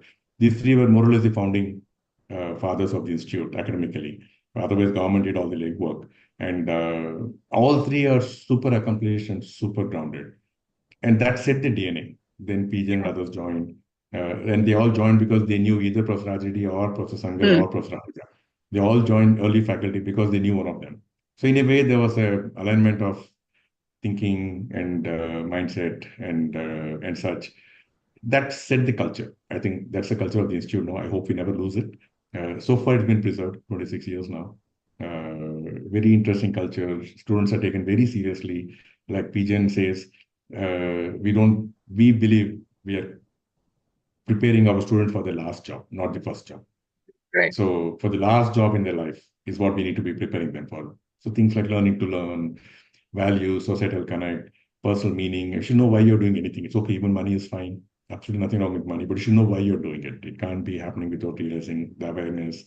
So some few things which we believe are important in life that will hold them in good stead. And like he says, we would like to prepare them for the last job, not the first job. First job, they anyway, we believe they're ready for the first job at the end of the third semester. They can be as good as any Infosys engineer. So we know they're ready for the first job end of the third semester. But we want to use the 4 years to prepare them for the last job, not the first job. So it's a very different thinking. Enjoy being around. And of course, this gives me a chance to interact a lot with outside world, with the government. I was involved with the government always. I was active in HSIA even before I moved to academics. But in the academics also, I interact. I'm one of the liaison, first person to be connected to anytime some thread starts with government. So it's nice. I'm very, very appreciative of the opportunity, and I do greatly enjoy everything I do here. Ramesh, I completely resonate with what you mentioned in terms of your passion for teaching. I, in my own small way, teach HR in MBA colleges, and it's extremely gratifying. Teaching is a really gratifying profession. IIITH, is it just an undergrad course, or do you have PG courses also? No. We have a very, very strong UG program. We have the only program in the country where it's a research-led undergraduate program. The 4-year program has an honors program where half of the batch gets selected at the end of second year. And they work with a professor like a research student for 2 years. Sure. Most of them get publications. We are the only place in the country where almost 25% of the class gets publications. Everywhere else it is 2-3%, including well-known places like IIT Madras or IIT Bombay. BTech student getting publications, a very small number. For us, it's 25-30% of the batch gets publications. We have a dual degree program, which is a 5-year program, BTech and MS Studies. So that's a full thesis program. They have to publish to graduate. It's a mini PhD program, but undergrad students. They get 2 degrees at once, BTech and MS Research, after they publish, defend their thesis and graduate. So almost 40% of our undergrad program is that, about 130-140 students every year. And then we have a regular MS Research program, which is about 60 to 80 or so per year, and PhD, which is about 40 join. So our PhD program is only a small part of a research program. Our undergrad research is the much larger part, and the dual degree research. And these are kind of top rankers in JEE publishing papers. So while they lack the depth that a PhD students bring, they bring a lot of agility to that whole process. They can do many, many things that most other research students won't be able to do. And it shows the research output. In spite of being a very young institute, research output, we are higher in CS areas than even ISC or IIT Madras, IIT Bombay. Research output, we are higher than those numbers, both quality and quantity. And especially in AI CS, we are comparable broadly. AI, we rank much higher than everybody else. And mainly because of the faculty on one side, the research focus of the institute, and the undergraduate research program. That gives us a lot of momentum. Ramesh, you're actively working with the Product Leaders Forum. My first question is that, can you please elaborate on that? My second question is, T-Hub closely works with IIITH. If you could explain how it works. The part B question is, what is the incubation center and how does the T-Hub incubation center work closely with IIITH? So Product Leaders Forum is one of the communities, very nice community, right? Because product managers Hyderabad, as not many know that Hyderabad industry is steeped in product companies. When the industry came out of nowhere in the second half of 90s, like we were not even in the national radar until cyber towers came up. And suddenly we were in the news as being kind of a place to go to. Bill Gates coming here and things happening, lot happening. And also numbers grew very significantly. And that cyber tower, that one round building was at those days 70-80% of the whole industry in the city. Right. Right. And which was big. It was the largest building in the country for IT. A million square feet was not there anywhere. The buildings were like probably a tenth of that typically anywhere in the country. Thanks to Chandrababu And, Naidu. Thanks to Chandrababu Naidu, yes. And in that building, not many know that by 2000, when the building was fully occupied, 99-2000, 60-70% of the companies there were product companies. The Oracles and the Barnes and the Microsofts, CA, those were the companies in that building. Most of them were product companies and solid tech companies, not service companies. And so that's the grounding. So today we have a lot of, Amazon or Microsoft or and Google, when they build the new campus, they'll be having the largest campuses outside of their headquarters in Hyderabad for a good reason, right? Not many know this though. And so product manager is a big part of these companies. And so Product Leaders Forum is to nurture there are many other initiatives like that, trying to nurture. We started an MTech in, we call it Product Design and Management. So where most PM programs in the country, product managers, are either in design schools or in business schools. Both don't do justice to it. Design has a very strong design focus. Business schools have a very, very strong market focus. But product manager's job is the convergence. There is technology, business, and design. All three have to converge in a good product manager. So we started an MTech program in product management. It's called Product Design and Management. And it's the fourth batch is right now going through. Three batches graduated. Two batches graduated, third is graduating this year. And fourth just came in last summer. And so we're doing many things around trying to create that whole. So Product Leaders Forum is one of those. Talking about T-Hub, again, like many things, IIIT, not many know that IIIT helped seed the idea of T-Hub. Structure T-Hub. Like people only know that it was in our campus. Very few know that we actually seeded the idea. The reason even T-Hub's idea came was because of us in one of the early meetings with the government at the time. And then like the idea of doing it on our campus was planted, also saying there's an unfinished building. If you have to build a new incubator, government should build this a place, we can build it very fast. And then government decided to do it. And then we helped in the MOU with the government. We have a whole operating model for T-Hub in the MOU. So very few people know that when T-Hub started, the blueprint was from us, from IIIT. And the reason it was from us was because we by then had a 6-7-year-old incubator, one of the oldest incubators in the country. By then, the largest incubator. We had 65-70 startups in the incubator by 2014, when the idea of T-Hub took seed. And there were hardly any incubator that was that big. Anywhere close, forget that big. And so in the MOU of the government, we also did structure the whole program, what they should do, how and such. And they started with that. After 3-4 months, 6 months, as they started operating, they found other opportunity. Corporate innovation was a big opportunity they found. They started focusing on that. It changed a little afterwards. When they started, they were early stage. We were early stage incubator. They moved to a little bit later stage, revenue stage startups and such. So the focus shifted a little bit. And they evolved. But the starting point was completely, we structured even the T-Hub programs. We gave Srini. Srini went from IIIT incubator. MSR so we gave Srini also. No, MSR came later. Srini was Kolipara. Okay. The first chief operating officer, he was running our incubator at the time. So when T-Hub finally got operational end of 15, we gave Srini also. Not only did we structure the programs, give all our learnings and such, we also gave Srini. And after that, they were independent. We didn't have much to do other than the fact that they were on our campus. So they had their own journey. They did very well. So we're a founding institute for T-Hub. Not many know this. And not just a notional founding institute, because there were 4 founding institutions. We are actually the founding institute. We seeded the idea. We kind of and gave our space, saying that this is the fastest way to get it off the ground. We gave our learnings and helped structure it. And at the time, nobody else even had an incubator to even tell what to do. And even the other 3 organizations that were involved, we were the only one that were doing it. So we also gave our learnings and experiences and helped structure it. So in a true sense, we were a founding institute, along with the government. Of course, money was all governments. Ramesh, our audience, a large part of our audience are students from business schools or engineering colleges. What is your advice, your 3 salient points or 3 important advices that you can give to youngsters who want to become an entrepreneur? So I always say, see, anything in life, it'll be good to find your passion, right? We often end up, especially in our environment, in our entrance-driven kind of high school education system, our uninspiring, at least engineering-wise, extremely uninspiring environment engineering colleges.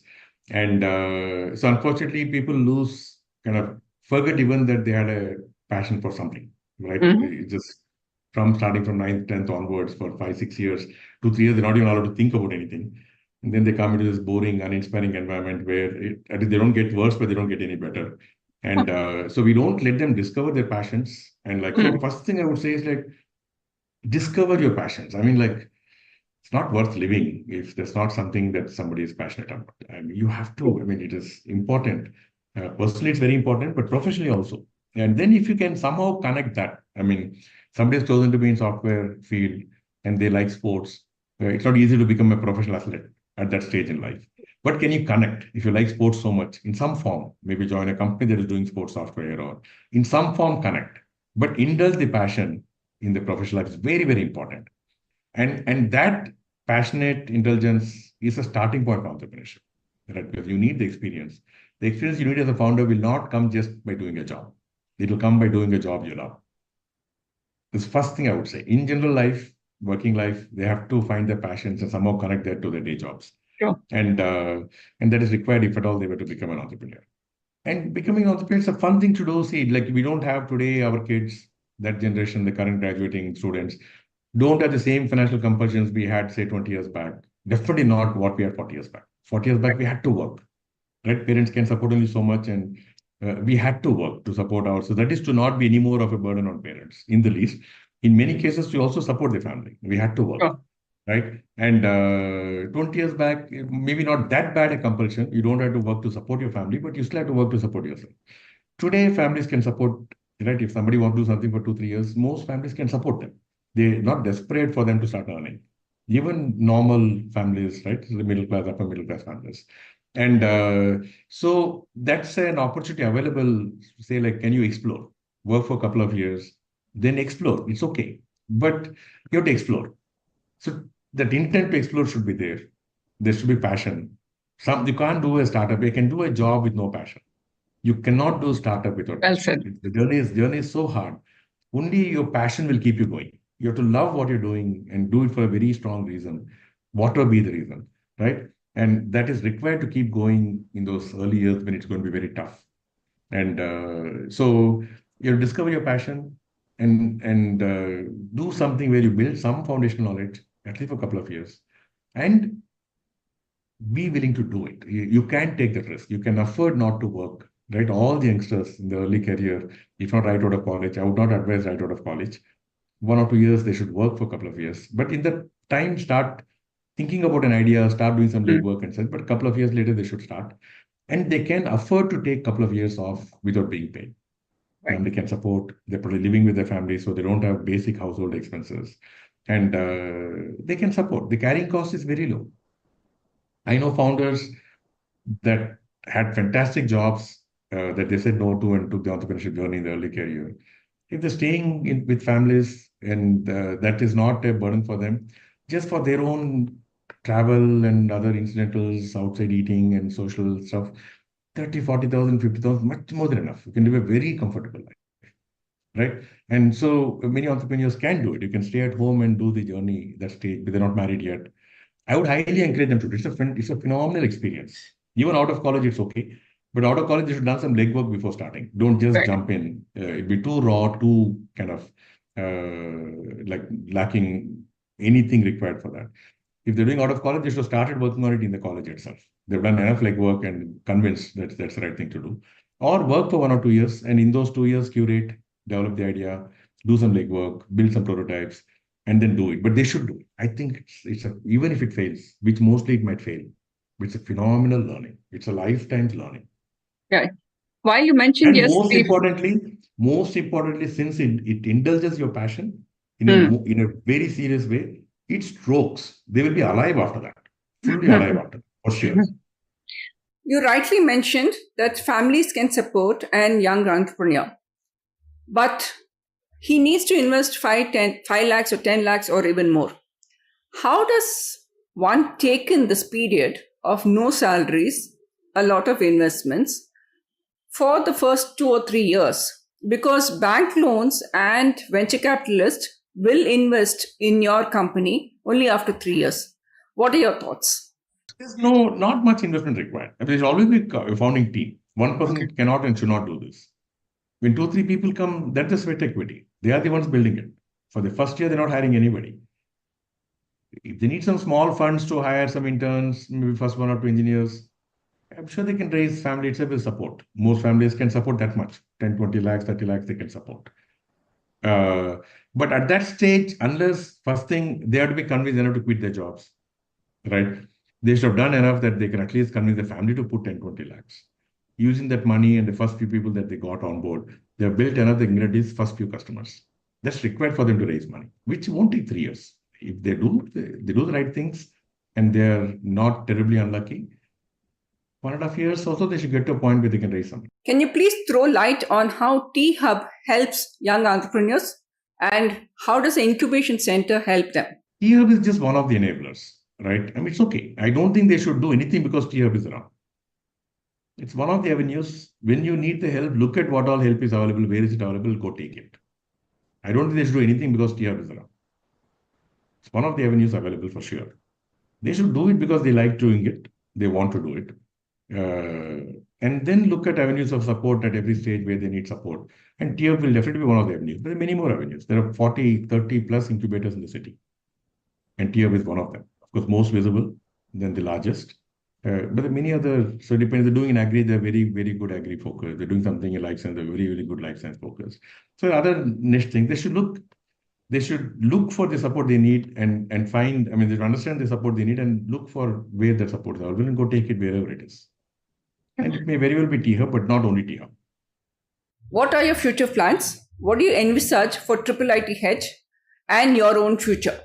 I mean, so I've been getting job offers recently, right? For some reason. I was not getting offers until recently, but lately I've been getting offers last some months.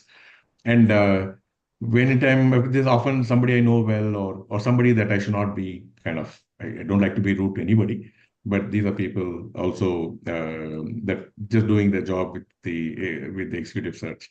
And many times it is people I know. So I tell them, look, if I had to just look back on what I started to do here, right? And in my personal goal for the results I would like to help create, I tell I'm probably midway there. 8 years and midway there, right? Even if I assume I leverage all the learnings from the last 8 years and fast track the next 8 years, it may come another 4 years at least. So I tell them, I can't even think of anything else until I'm done with this.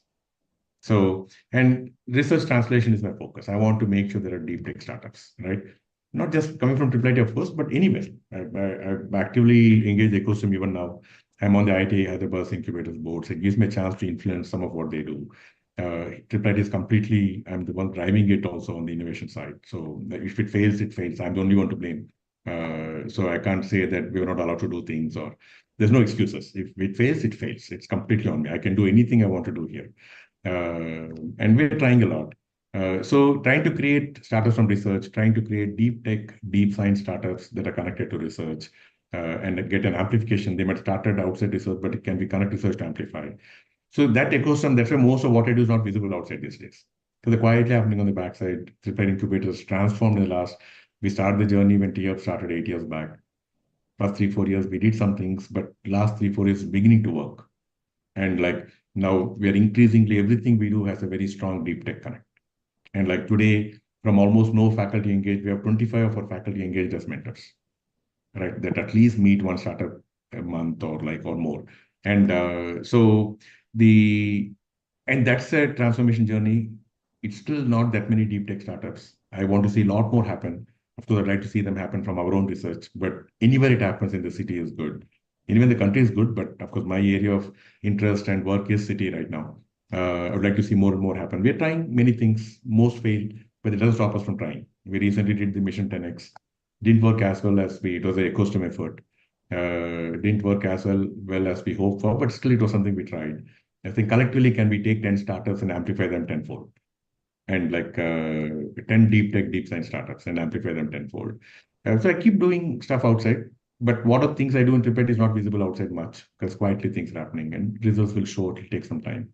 So that's why I would like to see more and more deep tech, deep IP, deep research startups come out and become successful, become known. In that process, the city becomes known as a place for such startups, right? And somewhere Triplet is part of it, it's even better. The Triplet is a place, like I say, like you look at sciences, IKP or CCMB, and they are very good for sciences. Agri, we have like very, very strong agri incubators between the Agri University here, ICRISAT, Manage and few others. We have 8 agri incubators in the city, and 2, 3 of them are really big. So if somebody agri, they should be there. If somebody is working with deep tech, with AI and such, they should be in Triple IT or IT Hyderabad. Broader engineering IT Hyderabad is very good for if you're doing something in other disciplines of engineering. CS of course Triple IT is better. So these are all beautiful enablers in the city. And I would love to see, I'm doing what I can do, but so are others. Collectively, if we can become the place for deep tech, deep science startups with visible results, that's the day I'm looking forward to. Very slow journey, very, very, very slow. But things are getting, like I said, 2 years back, maybe 1 or 2 faculty were involved with CIE, our incubator. Today, almost 20, 25 faculty are involved. So that's a nice shift that took us like long time to get to 0 to 1, 1 to 2, and 2 to 20 has taken us a year. So I think it's showing the right trend. Hopefully, next couple of years, we will see more and more of these. One of our startups went to YC, raised 5 million from Google Ventures, which is the first time it's happening. In any of us started raising that kind of money itself is first time. Doing it through YC and their Google Ventures, even better. So one happened now. Hopefully, a few more will happen in coming years. So we're seeing in all respects, our efforts are on, right? And we work a lot with corporates. We have a very good tier plus, phenomenally good corporate programs, and still we are able to find a niche with corporates.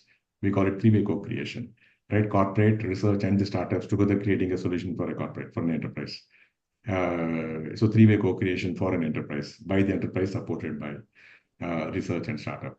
And we facilitate. So it's a model we're slowly seeing traction. We're trying many things. And for us, that's very, very hard because TIEB does a phenomenally good job with corporate programs. With TIEB around, for us to communicate value for a corporate program, supplementing what TIEB does is not easy. We managed to do that. And slowly this interest is increasing. So we'll keep doing what we're doing at Triple IT, outside Triple IT in the city. And hope we get the needed traction, results, and the visibility. You're very passionate about technology, and I've heard you speak in various forums. When is your next book coming? I don't know. It's too much effort. I did write a book many years back. I did publish a book. Too much effort.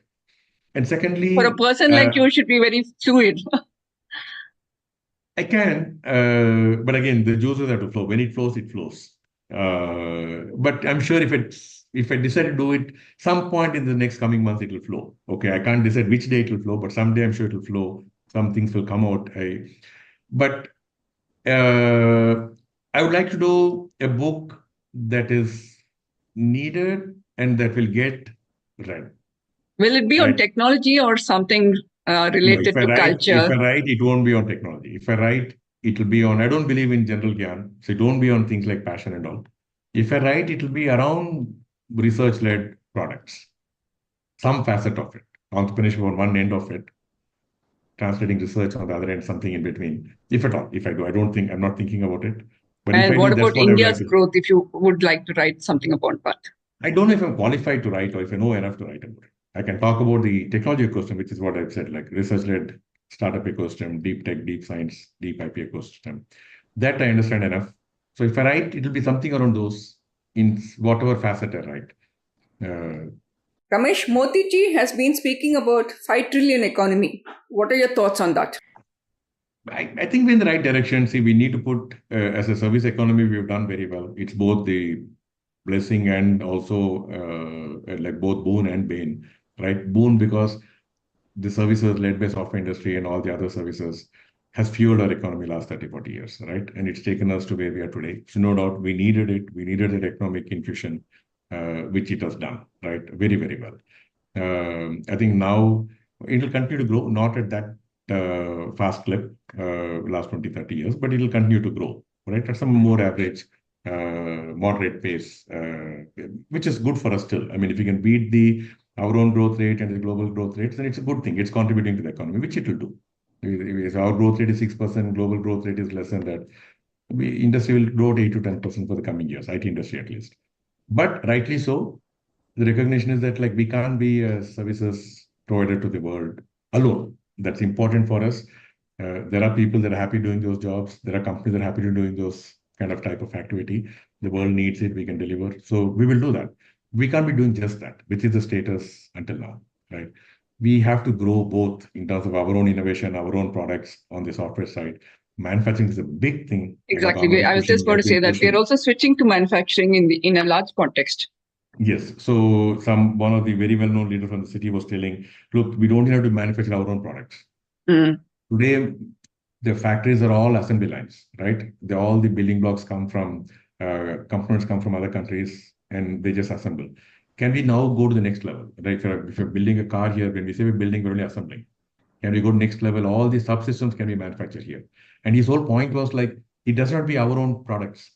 Even a company from outside the country is manufacturing here. It's a good starting point. So can we move up the value chain, right? In this case, or down the value chain, get all the source manufactured here. Then at some point, we'll start designing and manufacturing our own. The first thing is to start manufacturing. Like if a car has 1,000 component subsystems, can all the 1,000 subsystems be manufactured here? Today, only the low value ones are manufactured here. Many of the big ones are imported. Now can we start? So he's saying like, can we go tell that company from wherever they are to come and set up a plant? Instead of sending it in a ship, can they manufacture here? They're all okay to do it because there's financial advantage for that. Can we beat China at any stage? Probably not. I don't think we should even try. So they had a lot of other factors playing for them. I don't think we should even try. We can't beat. I think we should go more on the value side, more on our own, what we need, right? And offset, incentivize, because they're doing at some scale, because they have so much capacity, they're doing dumping now, right? Which is not allowed. So can we put in enough safeguards so we prevent dumping at least, right? Because they can manufacture a large scale, they should not be giving it us at less than the cost, because they have that and they're willing to lose some. Prevent that and encourage locally manufacturing. Like things are happening. I'm sure it'll all pan out. Sure. It was wonderful talking to you, Ramesh, today. I'm enriched with your thoughts and perspectives. I'm sure my audience will also be enriched. Thanks for your thoughts and perspectives, and thanks for your time. It was wonderful having you as my guest today. Thanks so much, Lalitha. Thanks. My pleasure being here. Greatly enjoyed the conversation. Wish your series the very best. To stay informed about the startup ecosystem, subscribe to MyStartupTV.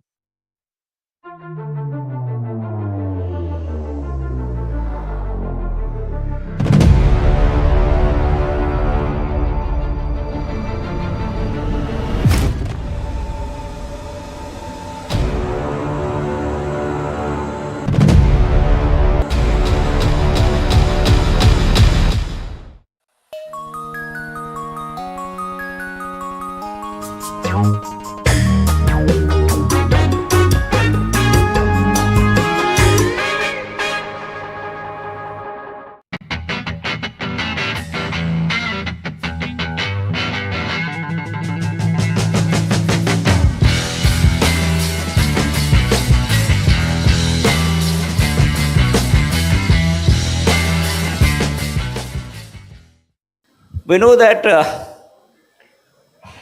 DST has been pioneer in inculcating spirit of entrepreneurship in the country. I'm very happy that Dr. Mittal played a very significant role in fast-tracking innovation and entrepreneurship initiative in this country.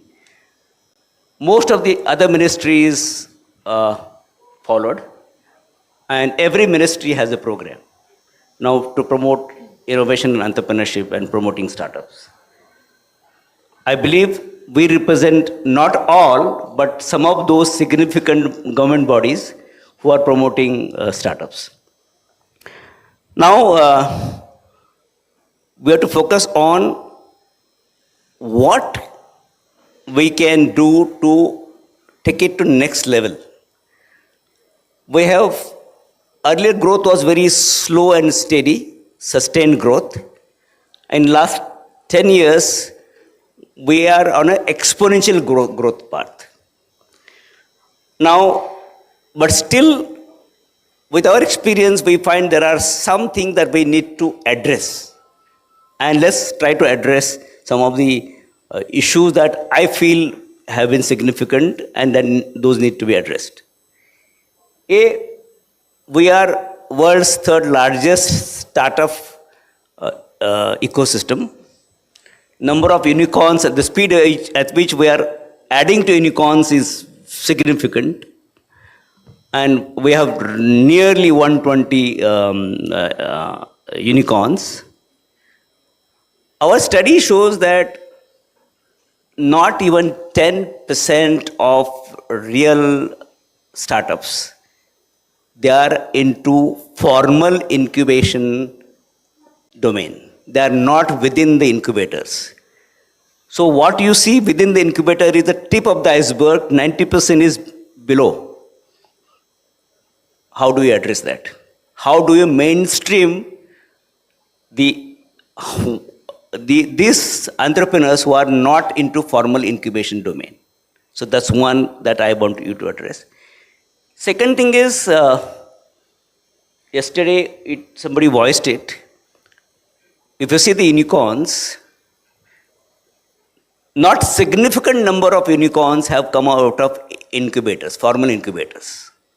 So there are large number of, majority of unicorns have come up from non-formal incubation support system. How do we again address that issue?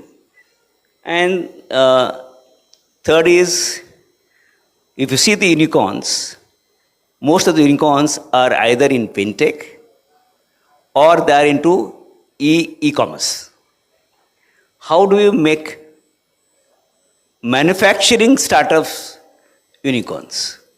Very quick pointers, just pinpointed response. So first thing is, yes, if we talk about startups who are not into incubation centers, I think although for biotech, I do not completely agree with this, because biotech startups need very high-end equipments. Their R&D is resource intensive. They need very high input at the initial level. So I think biotech startups are the ones who leverage incubation system in our country the most.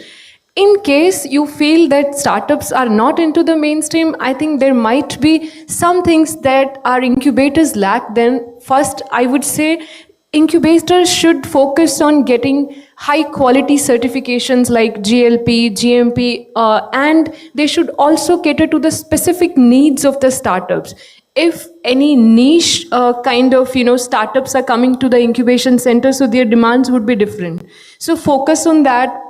Work on that, get the certification, and then maybe attract those startups who are not coming into incubation network. Second, I think the biotech unicorn number is quite less. So I agree with that, but I also believe that because biotech startups, they see the light of the day, they get the results in a very long time. We all know the challenges that a biotech startup faces, and that gestation period, I think, is for the startups who started, let's say, 7-8 years back. So I'm sure the time will come for biotech startups too, and all conducive environment, all support that is required for any startup to reach that state. I think all instrumentation is there now, and so the time for the biotech startup would come for sure. First thing first, thank you, Isba, for having me here. Number two, I'm the odd one out, as in from a state government. But then I'm sure this also stresses there are a lot of other states out here. We have Punjab and of course Karnataka, AP, Telangana have always been leaders out there. So all of us trying to push in this. Sir, your third question first, and that is manufacturing. you have yourself answered out there. Manufacturing startups aren't there, and this is the pain point. Now, this is where I think, obviously, the ones with longer gestation, may it be biotech, may it be manufacturing ones, are taking a bit of time. But I'm sure all of us, all state governments, all government agencies are now looking at not only unicorns, but the sunicorns and all those identified ones, and are focusing onto that. How are they focusing? Across the value chain. We have Brahmankar sir talking about right from ideation, and similarly, DST Gujarat has also programs right from ideation, spokes out there across universities and so on and so forth. One important point that I want to make is, like BIRAC coming up, DBT coming up with the BioE3, like T-Works, Gujarat is also coming up with something onto small scale manufacturing, small scale biomanufacturing. This is what will help. Number next, regulatory. If we can help, like the first hub of BIRAC, we have similarly our clinic or regulatory clinic. This is what will help. Tech-driven startups, manufacturing startups, they have 50 cheeze, to push through.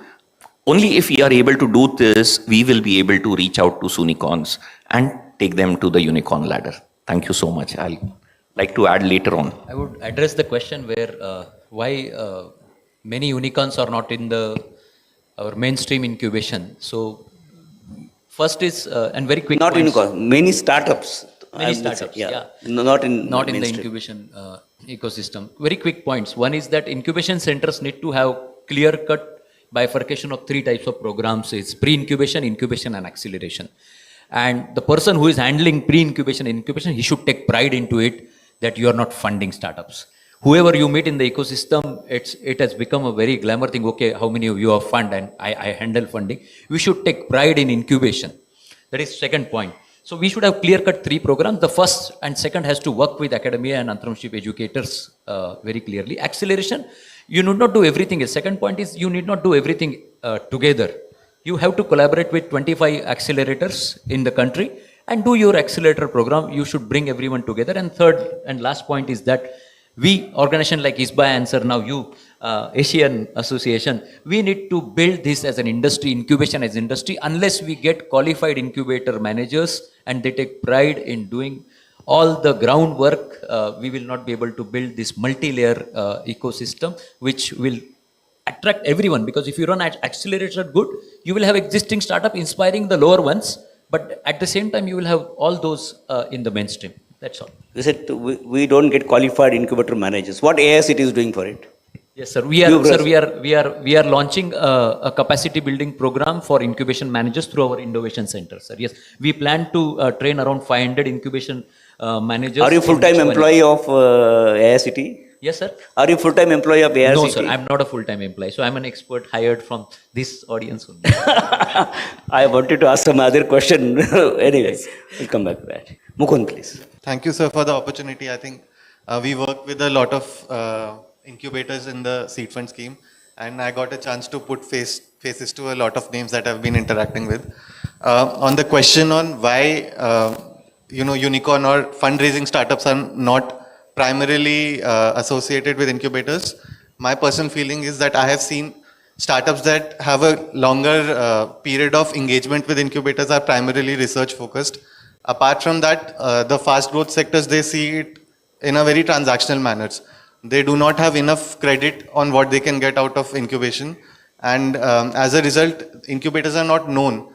People who are already having the resources or having fast growth, they are not approaching incubators. They don't know incubators and the facilities that are available in their cities or in their regions. With respect to manufacturing startups, I think we have internally within the Startup India team also been talking a lot about how to bring the manufacturing startups to the forefront. And I think over time, what we lack is focused and a long-term approach. Manufacturing always comes with the entire ecosystem. You need suppliers.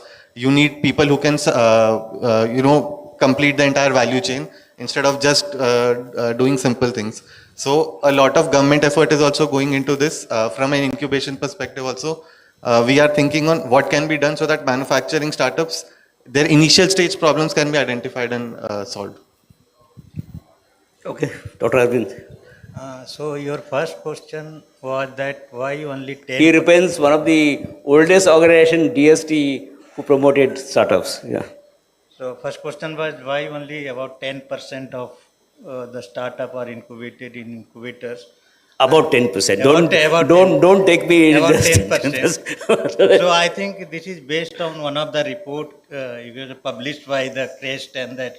Yeah, NRC. there are several reports. Yeah, so they highlighted that in India we have the incubator density of 0.8 per million, whereas in the developed country like US, UK, it is 10. So we have to first increase from that, you can say finding. The conclusion is that we have to increase the number of incubator. Second is that they said out of 10% of the incubated startup, it is means out of total incubated, only 10% of the incubator are accommodating them of 90% of the startup. So some of the incubator means more than 90%, about 90% of the incubation center is not performing to the mark in that sense. So they are underutilized. So they have to increase their outreach activity to scout the startup. And whenever I meet some of the CEO of the incubation center, I always say that you go to the startup, not a startup will come to you. So the strategy should change.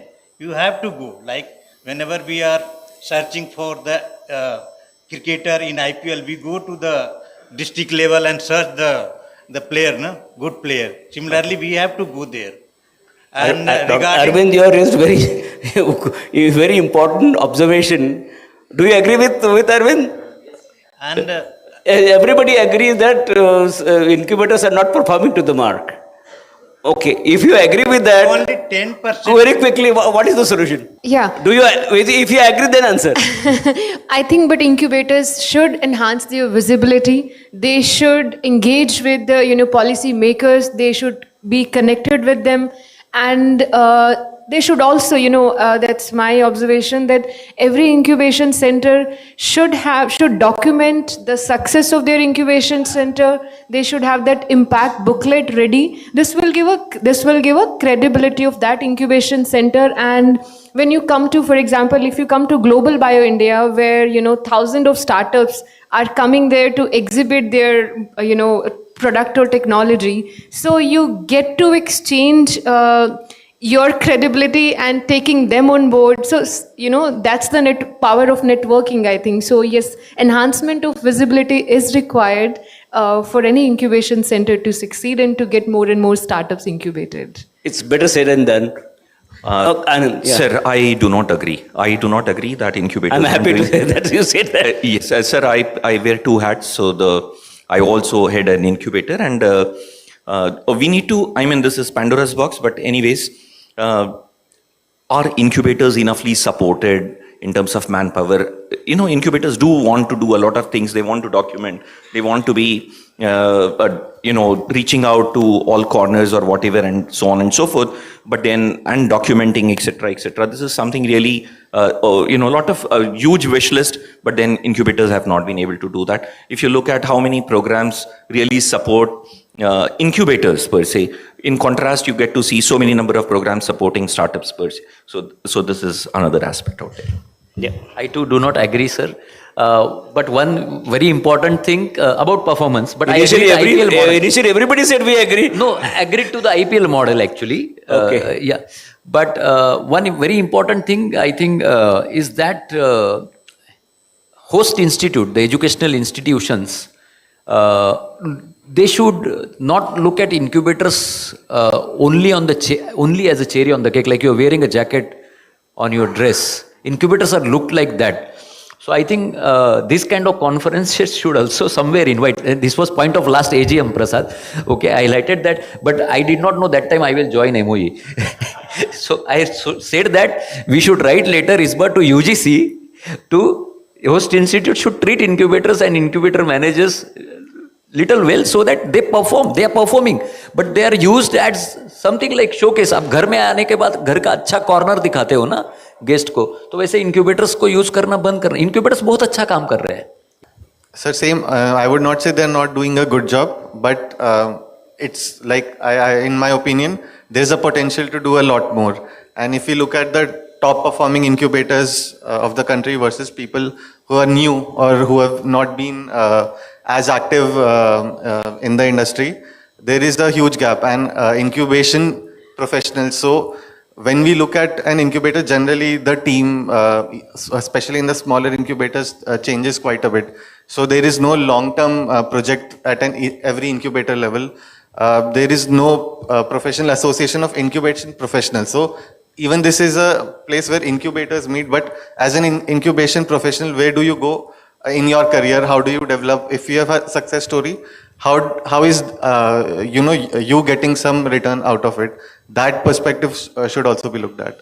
With this responsibility, just to clarify that, it is not DST view. It is based on, my comment was based on the report. Everybody's is personal view. Yeah. This is based on the report published by that two centers. Okay. Which is part of our innovation ecosystem itself. Okay. So either we agree to that report or not. It is up to us. I'm going to justify your statement. Yeah. Tarish. Yeah, just one thing to clarify. I did not comment on the performance of the incubation center. Me being from, BIREC, supporting incubation center, yes, I'm not judging them that they are not performing well. They are doing a commendable job, and everyone, I think, would agree on that. We have supported close to 100 incubation centers now, and we have also entered tier 2 and tier 3 cities. So my view was just... Are all incubators doing well? Out of 100? Obviously, there are mature very honest answer. Not direct answer. Yes, I'm giving an honest answer here. There are, some already mature incubation centers who started, long back. They have multiple holistic support system from, various government agencies. Then there are emerging incubation centers who are doing commendable job there. And then there are who just have started, So there should be comparison between, similar kind of things, not like who just have started with the ones who already are matured and doing, great jobs there. So yeah. All your early mature incubators are sustainable? Okay, so sustainability is another, I think, a very yes or no? detailed question. Yes or no? I would say no, of course, on that. Sustainability, There we come. Okay, Yeah. now let's go to the graduate. Right. Okay. Now, DST is saying that we give, I won't say, X amount of money, and within a certain number of years, you become financially sustainable. BARAC says the same thing. DPIT says the same thing. All ministries say the same thing. You have X square foot of space, X amount of money, and certain number of years, maybe 3 years, 5 years, 7 years, whatever, become sustainable. How is that a myth? Or that's a reality? Can you be sustainable? Ask them, yes, incubation centers, because You they can are volunteer the ones... in between. Yeah, Anand. So I'll just complicate the problem further and tell you that, see, what are we talking about? We are talking about incubators, most often bootstrapped, most often pre-revenue, most often those ones who are into incubator aaye hain to isiliye because they want to use the laboratory, they want to get their product validated and so on and so forth. अब इनके पास से आप क्या incubation fees में ले लोगे जो अपने आप को सस्टेनेबल बना लोगे? See the moment at the same time, like from yesterday's discussion, incubators should not become a real estate model. Agreed. Incubators, equity बहुत सारा. Now equity is again notional. जब तक आप liquidate नहीं करते हो आगे, again this is our issue. So given all of this, the point I want to make is sustainability of an incubator in a long term is a question. There has to be, like, as it has been noted in minor hints by T. Madhav Rao, and then it talks about Rajyashray. So there has to be Rajyashray to some amount of innovation in this form, and this is where it needs to be taken up. So you have. I mean, I believe that's a common response Do you agree with Anand? Something more, sir. So I completely agree with Rajashray model. Agree and more. Okay. Yes. Good. So there is one very important thing, and one thing with Dr. Jagdale will understand. I will say in Marathi, ki incubators la posla pahiye. Okay, and some of you will understand. But I'll come in English and Hindi. Need to be nurtured. And so I presented this to Chancellor of the university when I was heading incubation center. Don't look at us as profit center. Don't look at us as a cost center. Incubation centers are value centers. Correct. We should not look at them as profit center. We should not look at them as a cost center. We are not at all cost center. We should not look at incubator. It is well said and done. You need money to run it. So it has to be either you have to make profit or somebody has to support. So universities, if government is not ready to give after 5 crores or 10 crores and all that, fine. Universities are there, or industry bodies. We have Ashish ji, we have Anand ji here. The industrial incubators are there. They should. Mukund, can incubators be profit centers? No, There's only way to sustain, or somebody has to support. No, sir. So you said sustainability. Sustainability means they have enough funds coming from different sources. Different incubators can have different models for sustainability. If I'm an incubator... Give me a few sources of funding. Yes, so there are multiple sources from Just two sources. So I know that different ministries fund, government fund is always limited. Yes. So that is where I was getting at. All of you are from the government. You know that funds are limited. You want to fund, but you can't fund. 30 to 40% incubation should earn somewhere from machines and training programs. 60% should be supported by the host institute. Always throughout life. Is it really happening somewhere? It should happen. Yeah. It should, nahi. Yeah. Now there are hundreds of incubators. Yes. Give me one model where it is happening. I don't know models. PhD Tech, I don't know. Yeah. Mahindra, yes. There are some. AIC Mahindra there are some. Very good. I'm very happy to see that. Very good. Very happy to see that. Okay, now coming back to this, we want to take least possible equity. That's a general consensus and guidelines by all the ministries. Don't overburden. Now, the thought is coming, don't give debt funding. Take only equity. So there's no stress on the incubator, the startup, which is a good thing. I'm very happy. I will be very happy to write off if necessary, if genuine failure is there. So take least possible equity, exit fast, don't hang on because you want to recover money so that you have money to invest in others. And from the money recovered from the startups, reinvest into other startup companies. Don't make money from that much. Very small amount of money you are allowed to make as an incubator. In this guideline, how do you sustain? Quickly. Maybe you can start. So again, we have to create 1 or 2 very big startups which will give you money back. Not 20 every year. You have to exit fast. Huh? Exit soon. Yeah. By the time they are not big. So this is not possible, and I am happy that Anita ma'am is also here. Yeah. So that it is not very means this not true on field. I have incubated startup which take at least 30 months to get first rupee. 30 months to get first rupee. So that's where we should have focus on some very good startups which might be tech or manufacturing startup where you make 3-4 saal mein you get something and you get 2-3% equity, but his investor will not allow you to come back at least for 5 years. So 2-3 good startups will give at least, like say for example in rupees 5 to 10 crores which will survive your incubation center for next 5 years. So again, you have to bifurcate the program, sir. You have to have one acceleration program for existing startups. You should be able to attract the revenue generating startups to the incubation center so that they see some value into it and they see something more from you. Again, one point missing is that we are just looking at funding. Incubation center should have very good mentors. And that is something which is missing at the mentoring part. Otherwise, they will not make money. And for that, you should not do it everything. Again, same point I will say. You have to build that overall ecosystem or leverage the national ecosystem also.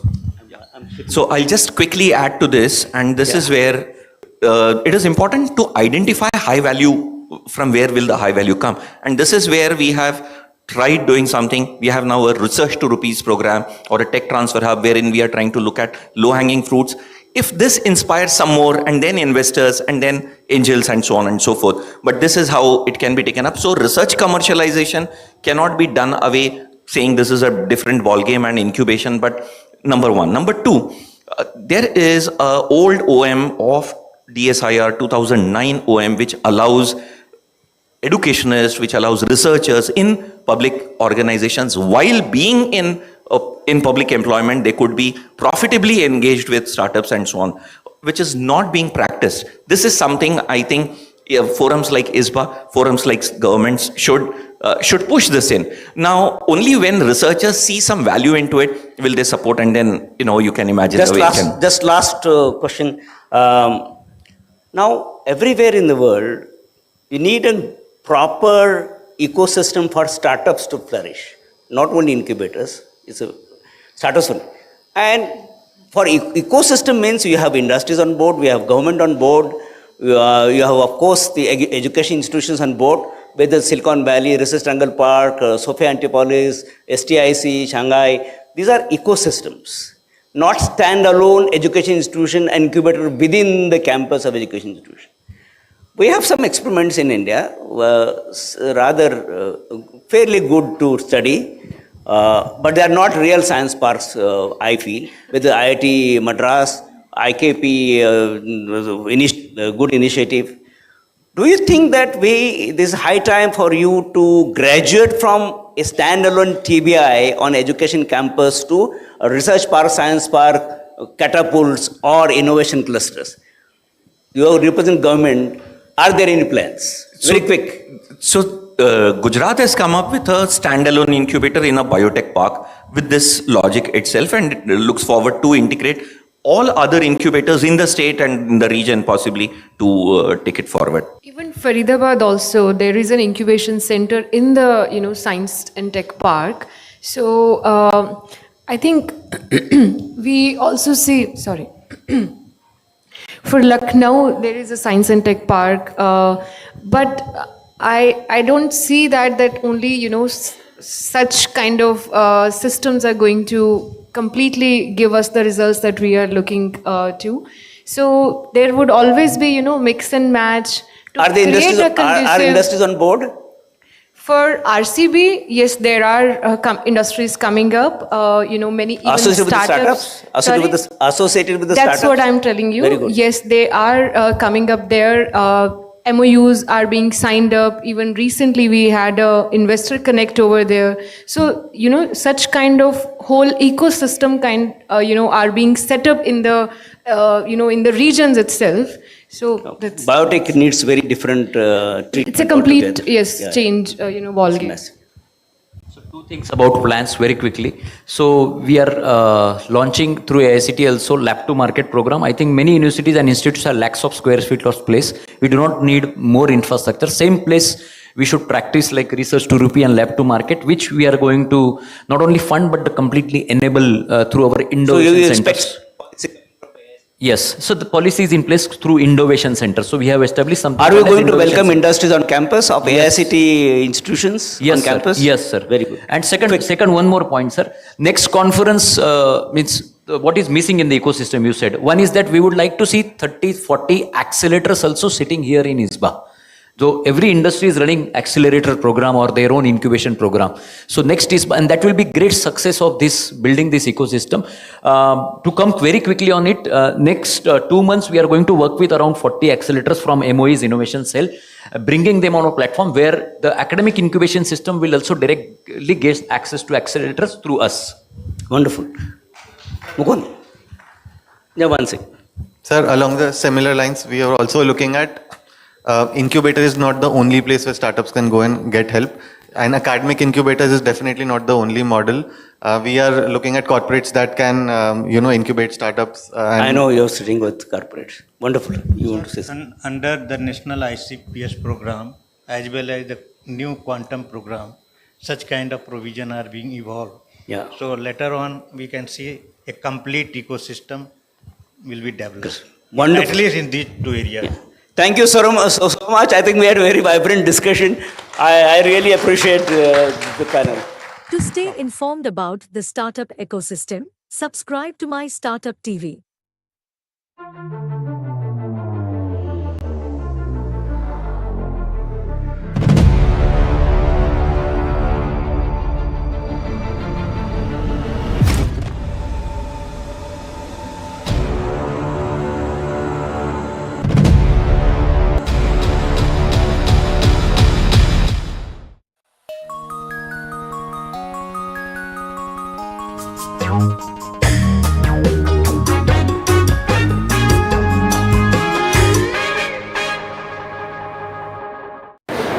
you think India does the science of tomorrow? Do you think those people who are doing the science of tomorrow want to partner with you? So how does academic industry partnership look to you? How do you offer things to the growing startup network here? I do think we have not unlocked that potential and that investment that we've made in the higher educational system. We have an incredible pool of talent sitting in there that can do extremely impactful work. So you have a lot of innovators right now in India that are trying to create startups. They are sitting in academia, they're sitting in incubators, and they're building these small startups that will scale. Some of you have actually really scaled significantly, but most of you haven't. And I worry about this pipeline jam that you would have if a vast majority of these companies do not scale. I don't think that we are doing enough cutting edge work. I think we are satisfied with low hanging fruit. Is that we are incredibly nervous about failure. And that failure in academia, failure as an entrepreneur, it's something that we are socially not geared to face. There's always risk versus reward, graph, and I think a lot more needs to develop from an ecosystem standpoint. But can we build wonderful deep-sized prototypes? Yes, yes, yes. Okay. How does it scale? A lot more to be done. I think everybody around us and the fact that we have this very good complementary skill sets between the co-founders is what actually helps us think much larger than any of us could have individually.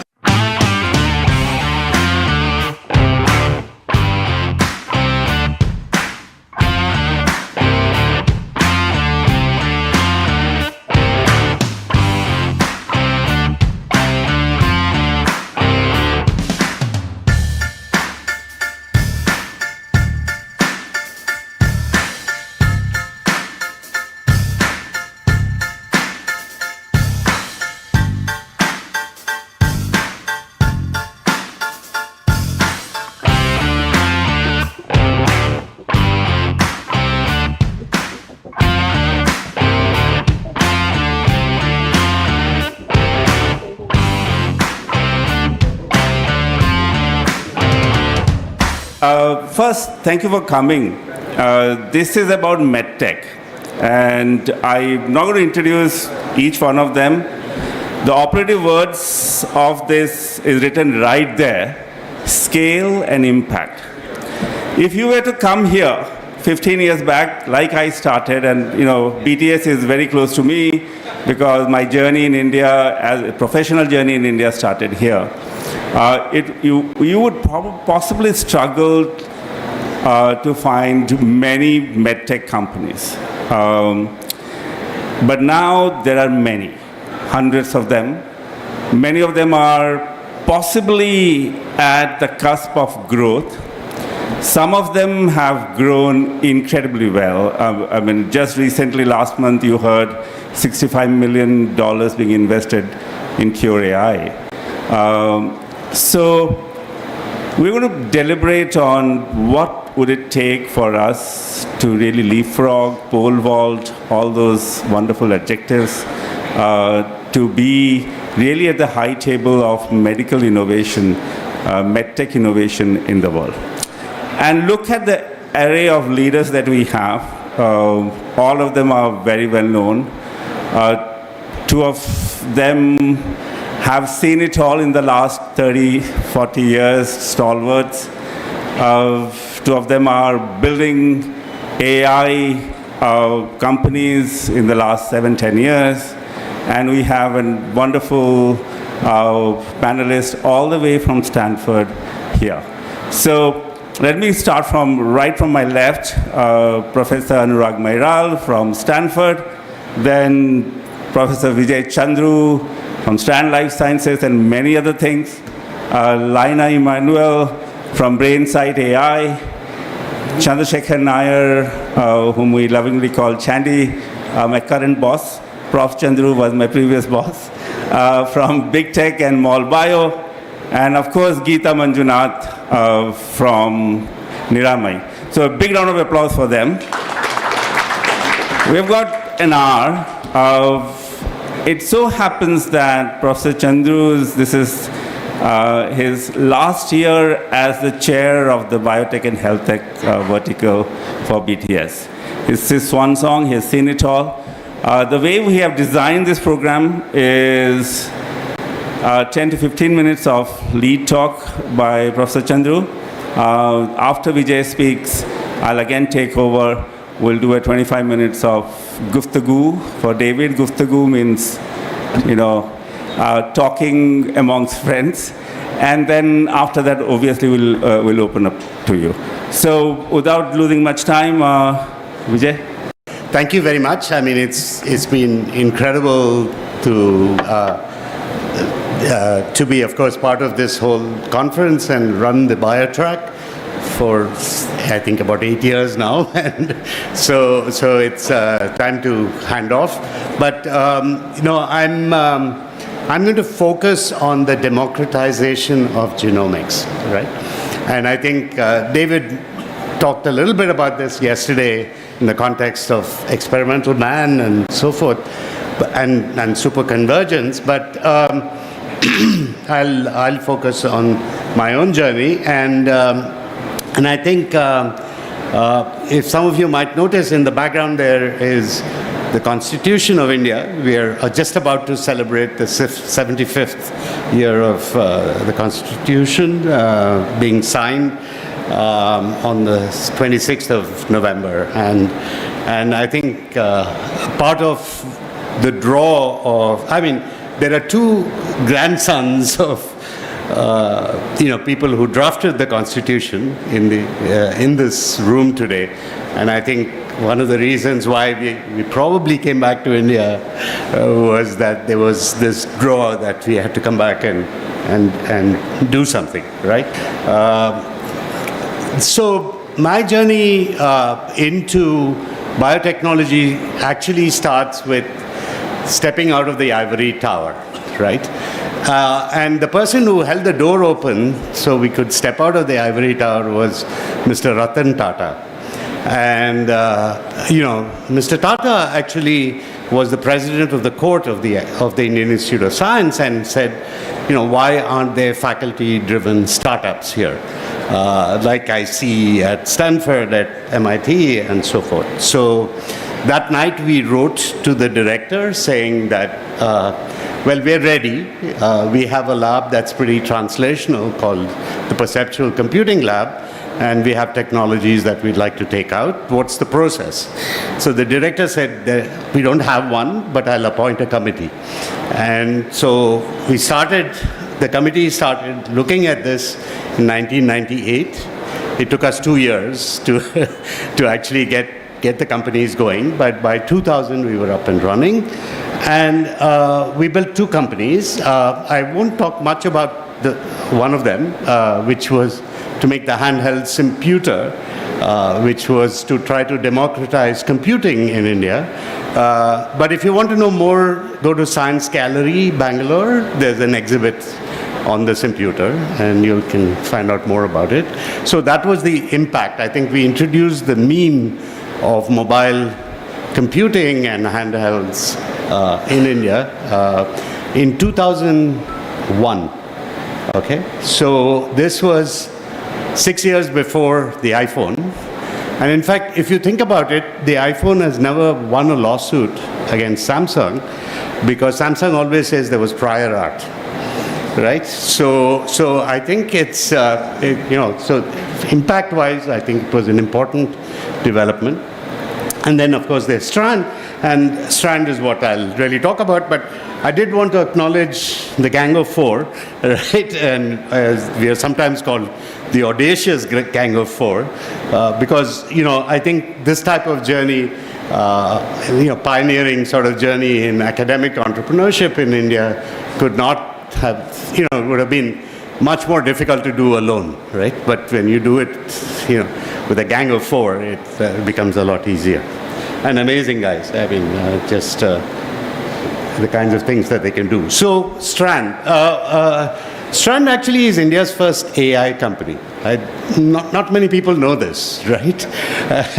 And actually, we were all machine learning guys.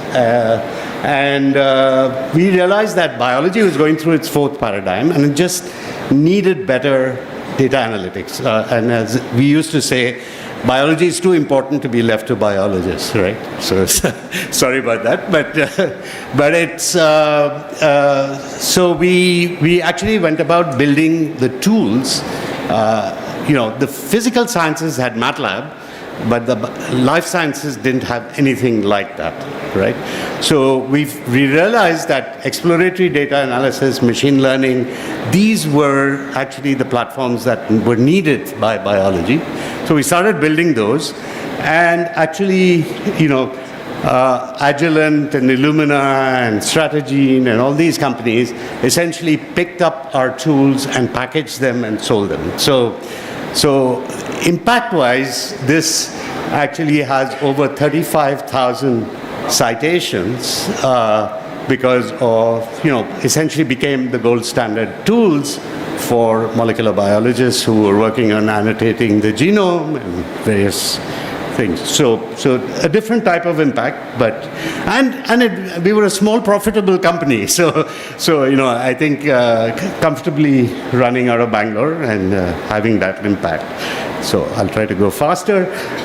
We then decide to get into personalized medicine. And to do that, we actually first build a whole AI platform called Ramanujan. I think we flashed through that. But just, to point out that we came up with a name Ramanujan because we were a little tired of IBM's pushing Watson, right? So we said, there's something actually even better that has been built for biology, right? And but then things started getting really interesting in genomics, right? The cost of genome sequencing was growing at the square of Moore's law, right? In a sense, the costs were dropping even faster than Moore's law. And Moore's law is a straight line on that graph. And so it was staying with Moore's law till next-gen sequencing became available. And once next-gen sequencing came, it sort of dropped fast. And today, at Strand, we have a NovaSeq X Plus, which is capable of running about sequencing 65 whole human genomes in one night, right? And so this is the point where we could start thinking about real scale, right?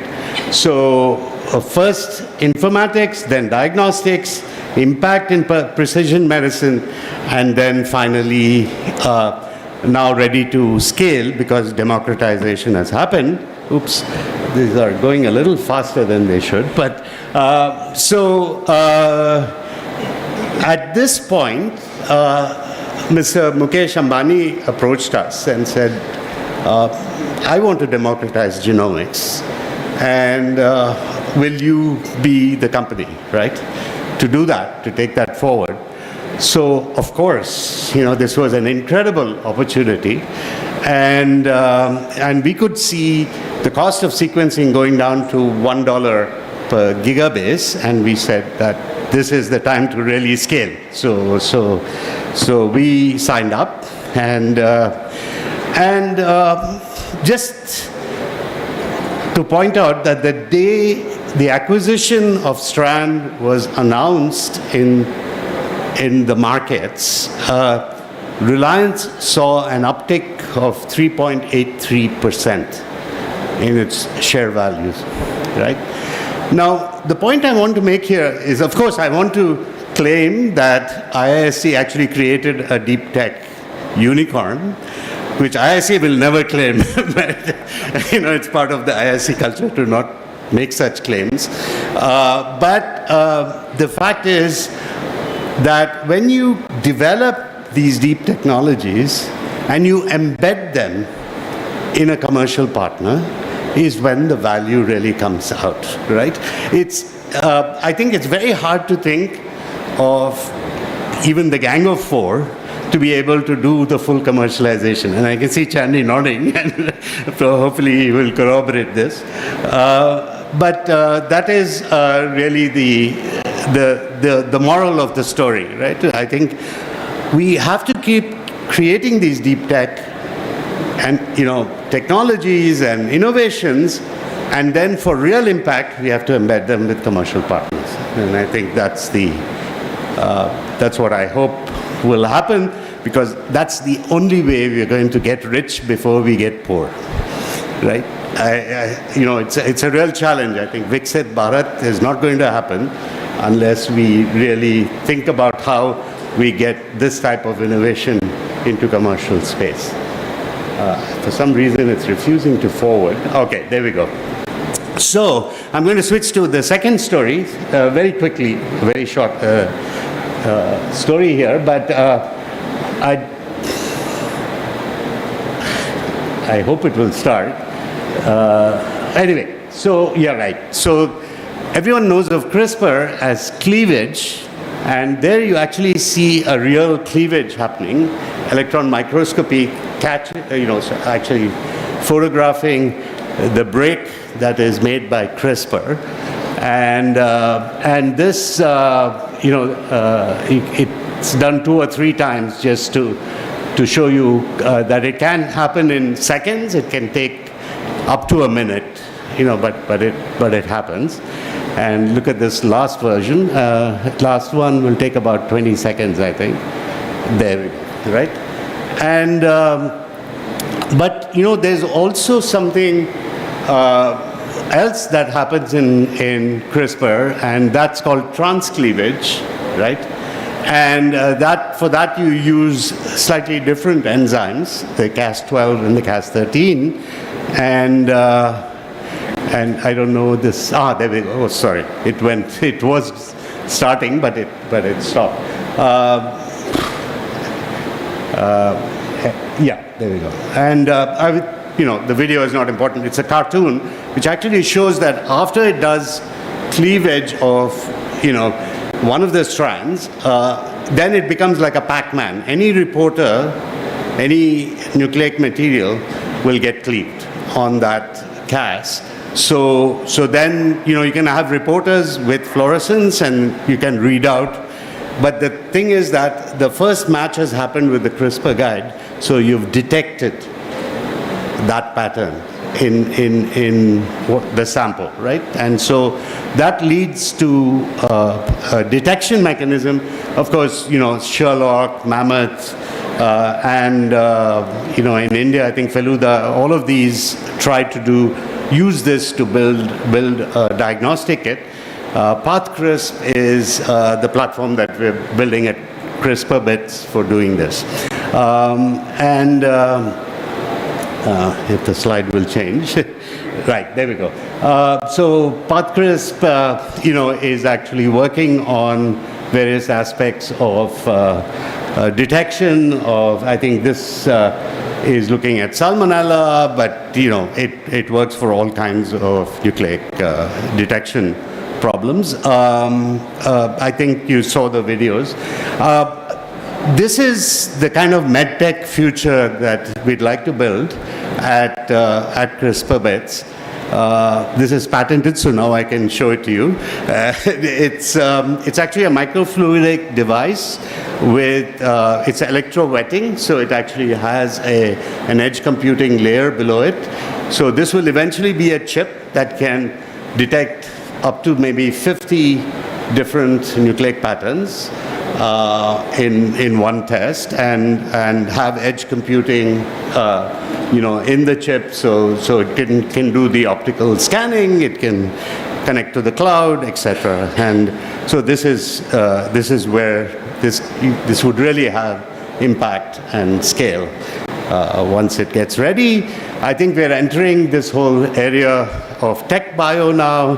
I think we talked about it in the previous session as well, but the application of engineering to biology, and whether it is reading genomes or writing genomes or programming them, or eventually also delivering biological material, we seem to be right at the cusp of something that's very exciting.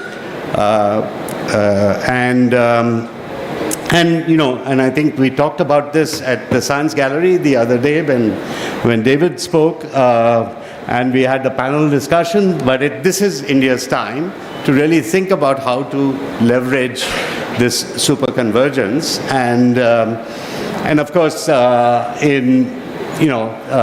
think people are all talking about this. I won't belabor it, but of course, we know that there have been breakthroughs with, AlphaFold and all kinds of new applications of AI into several aspects of biotechnology.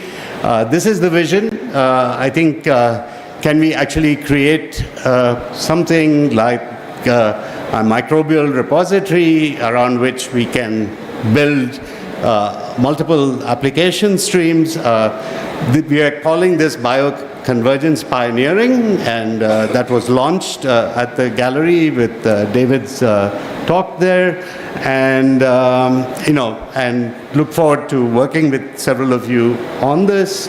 That last slide was just to show that there is an ecosystem here. In fact, this is my personal sort of deep tech ecosystem of startups and institutions, and that I've been working with. And we certainly, I think we're positioned to really make something like bioconvergence pioneering a success, and invite all of you to join in. So that's where the phoenix will rise again. Right? Okay, thank you. I actually took that word from your email to the secretary ITBT, so I'm not to be blamed. But yes, I mean, we want him, not just phoenix, I think, to continue to do what he has done, and just look at the ecosystem that he has built in the last 30 years. Okay, so that's the array we have.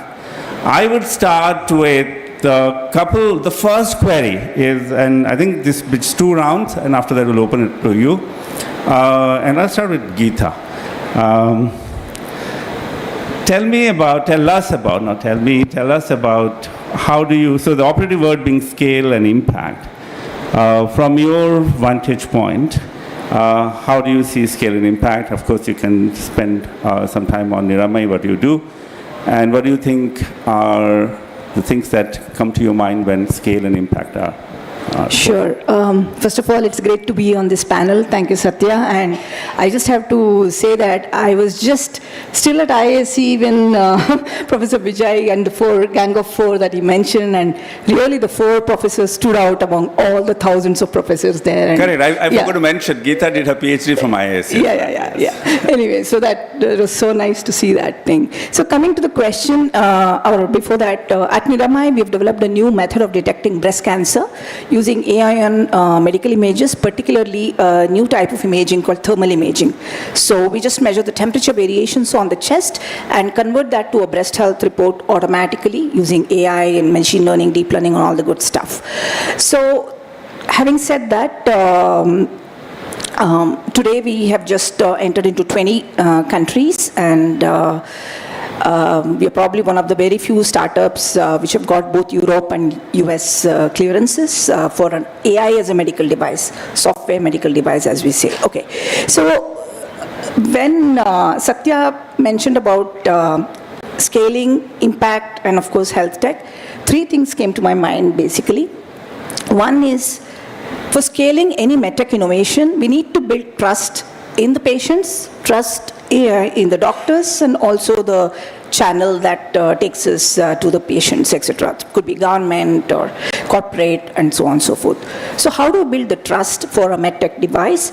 That is what I very, very deeply feel is through scientific evidence which is trustworthy. That is, there's so many clinical study rules and processes set up already for the drug industry, we will need to kind of adopt a similar systematic, prospective, blinded, randomized control study kind of a thing, multi-site if possible, multi-country if possible. So higher the evidence that we create that your device works as well as the current standard of care or much better, that is the only way to get trust. We see many pilots happening. Oh, I did it on 100 people, we found it. That's all fine. These are all very incidental and examples. But unless we have these systematic studies done, and of course published, because I was talking to a government person and said these are the sensitivity, specificity, wonderful values and so on. I said, I don't understand this. Who is the sort of the authorized person who said these are good? So we need to publish this in top journals where we have expert peer-reviewed experts who basically review it and then say that the results are worth publishing, right? And of course, regulatory is an obvious thing, otherwise you can't go to market. So the building of trust piece through clinical studies, I think, is one main thing, even to start scaling or start being used. The second aspect, I feel, is generally for scaling any tech-based innovation, and I'm probably biased in saying how AI can be used for medtech. So one is, of course, the technical architecture itself to be scaled, and things that you do in terms of processes, right?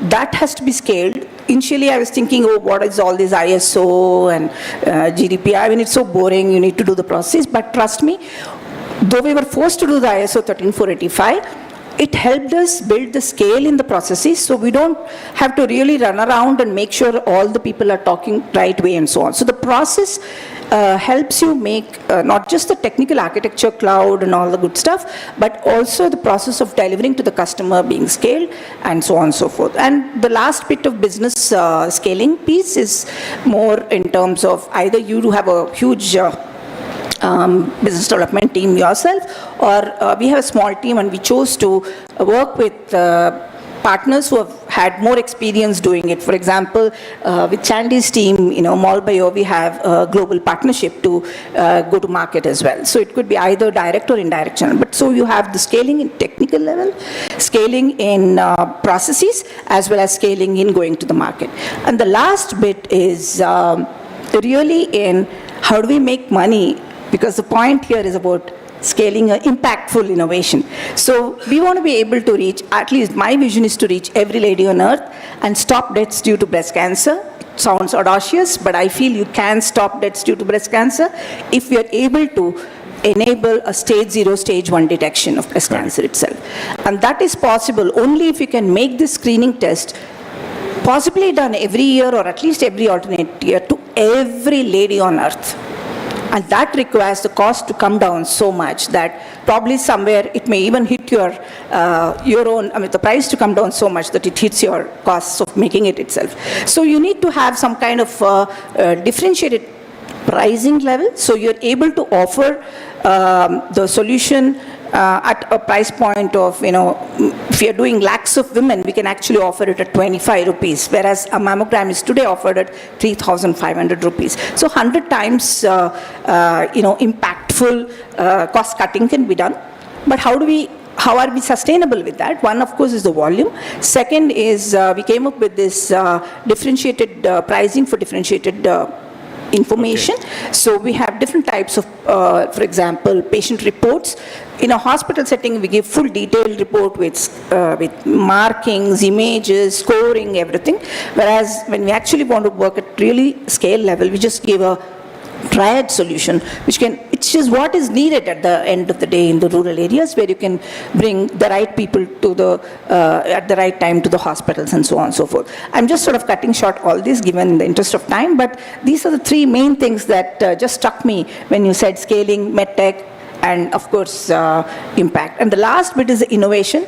We need to make sure that while we are innovating, we are creating enough evidence that we are innovating as India. I mean, like Mera Bharat Mahan. So I believe a lot in patenting while selling it to Europe and US. We can debate, people may not agree, but that also helps. Like Vijay sir was saying, 35,000 citations. It's an amazing way of saying we are innovating in India. Great. Trust, systematic clinical trials and data. We'll talk about data because Vijay said, Strand is the first AI company. So we're going to talk about data from India.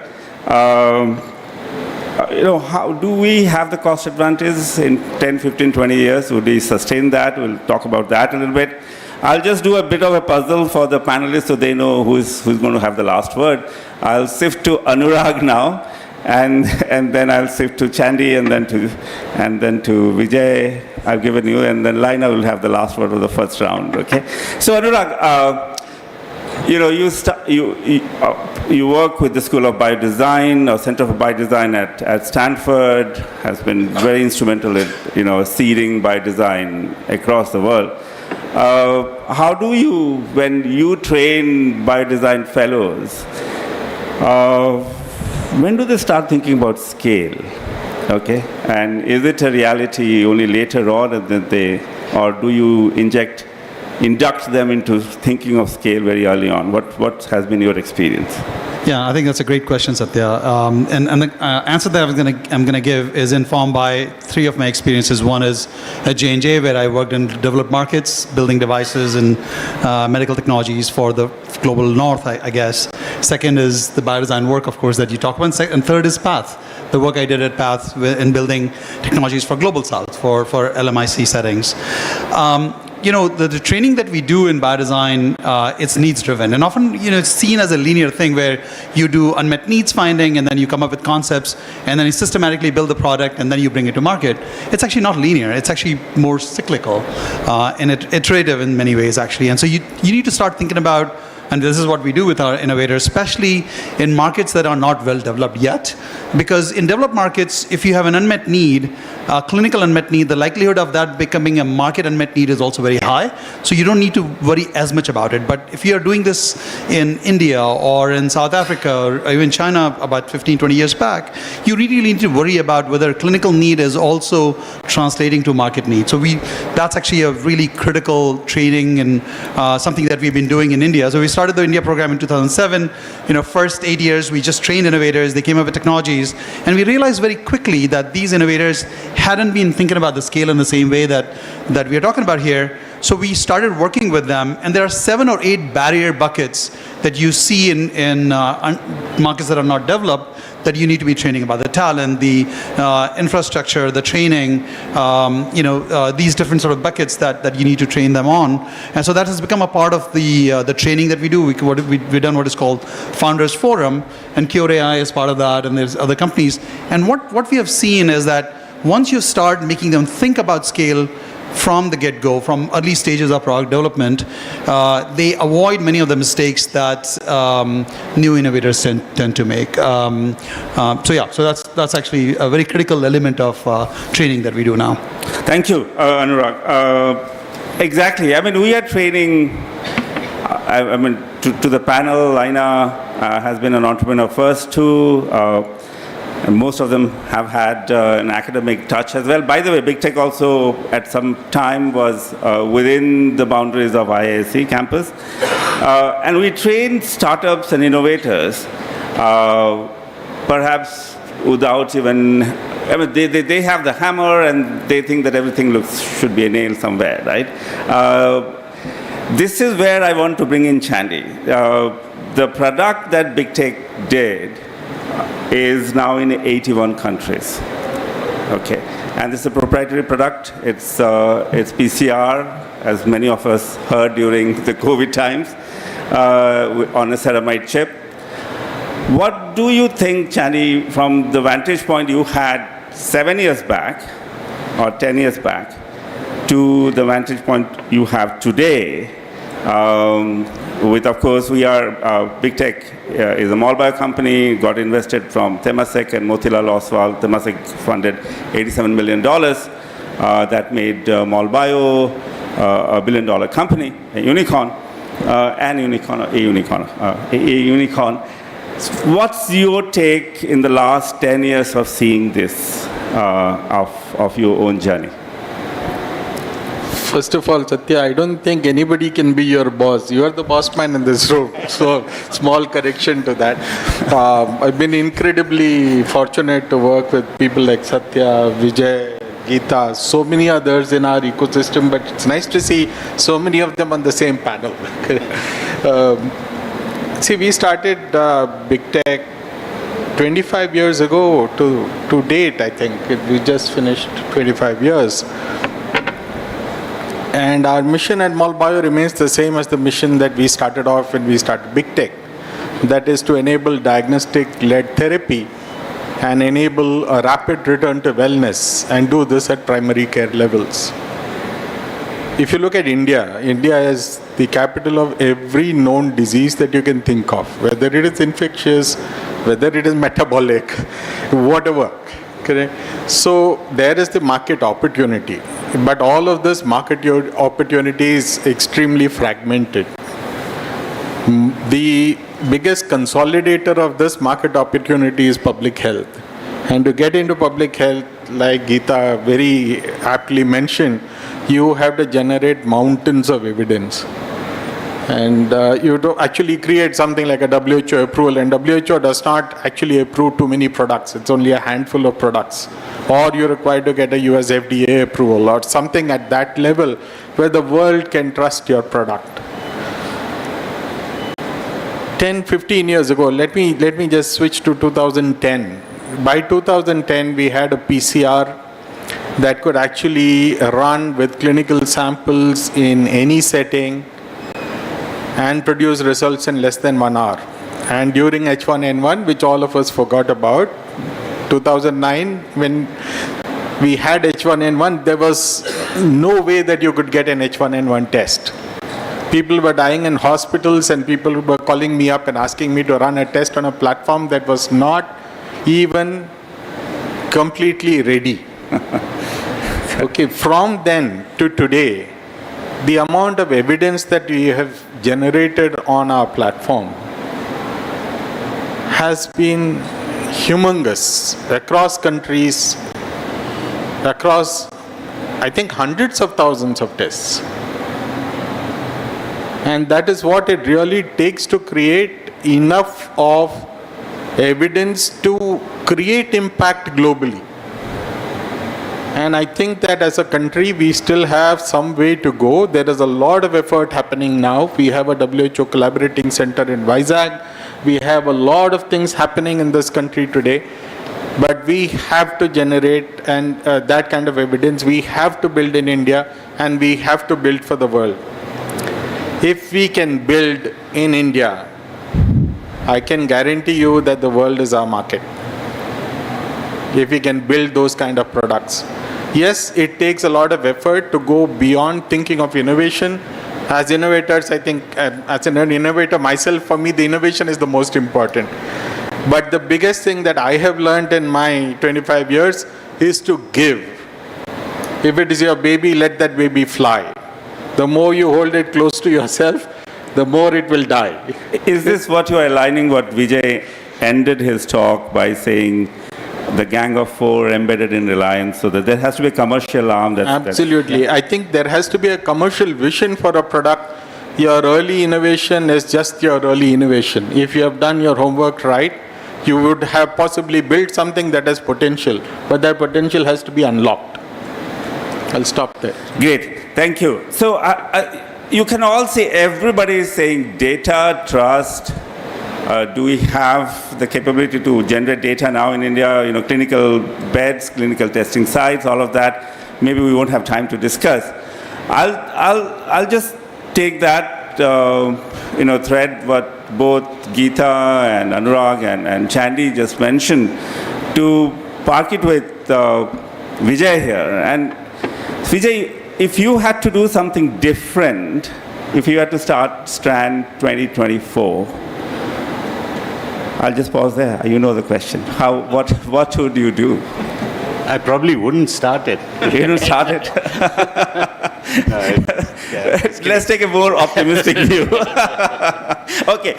Let me say that if you weren't a professor in IISc and still wanted to do that, would you start it? No, but jokes aside, I think I think what was exciting about Strand was that biology was just getting into its fourth paradigm, right? I think, for those of you who don't follow what that means, science has gone through several paradigms, right? So you have empirical science, theoretical science, computational science, and then data-driven science, right? Correct. And so biology was beginning to enter the fourth paradigm of science, and you know, it was a great opening for data scientists like us to actually think about stepping in and making a difference, right? Of course, we started it with an academic bent of mind. How do we actually contribute in computational biology? And then found that a lot of computational biology problems that were being looked at in academia actually were academic problems.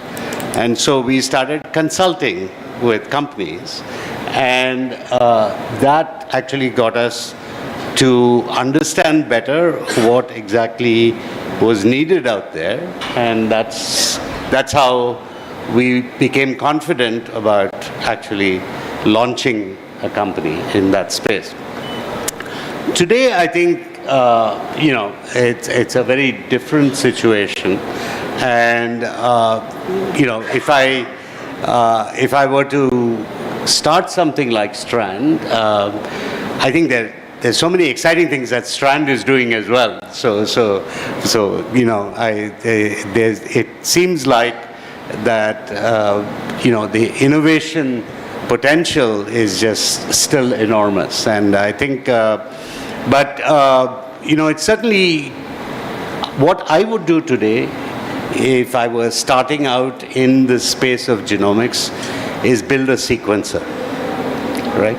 I actually think India needs a sequencer, right? You know, if you really want to make a difference and, you know, be Atmanirbhar, I think, you know, let's start with that sequencer, right? And that's the capability and the bioengineering skills. I think we have that now. Nano, whatever you need, we have that now, and that's what I would do. Absolutely. Oh, wonderful that you said that. And before I go to Lina, and then we go a rapid fire round, and we'll open it up to you. When we built INS Vikrant, or I think one of the warships, 80 or 70% was from suppliers from India. You know, when we say we want to build a bullet train, and somebody may argue why a country of $3,000 per head wants to build a bullet train, I think this is what Vijay is referring to.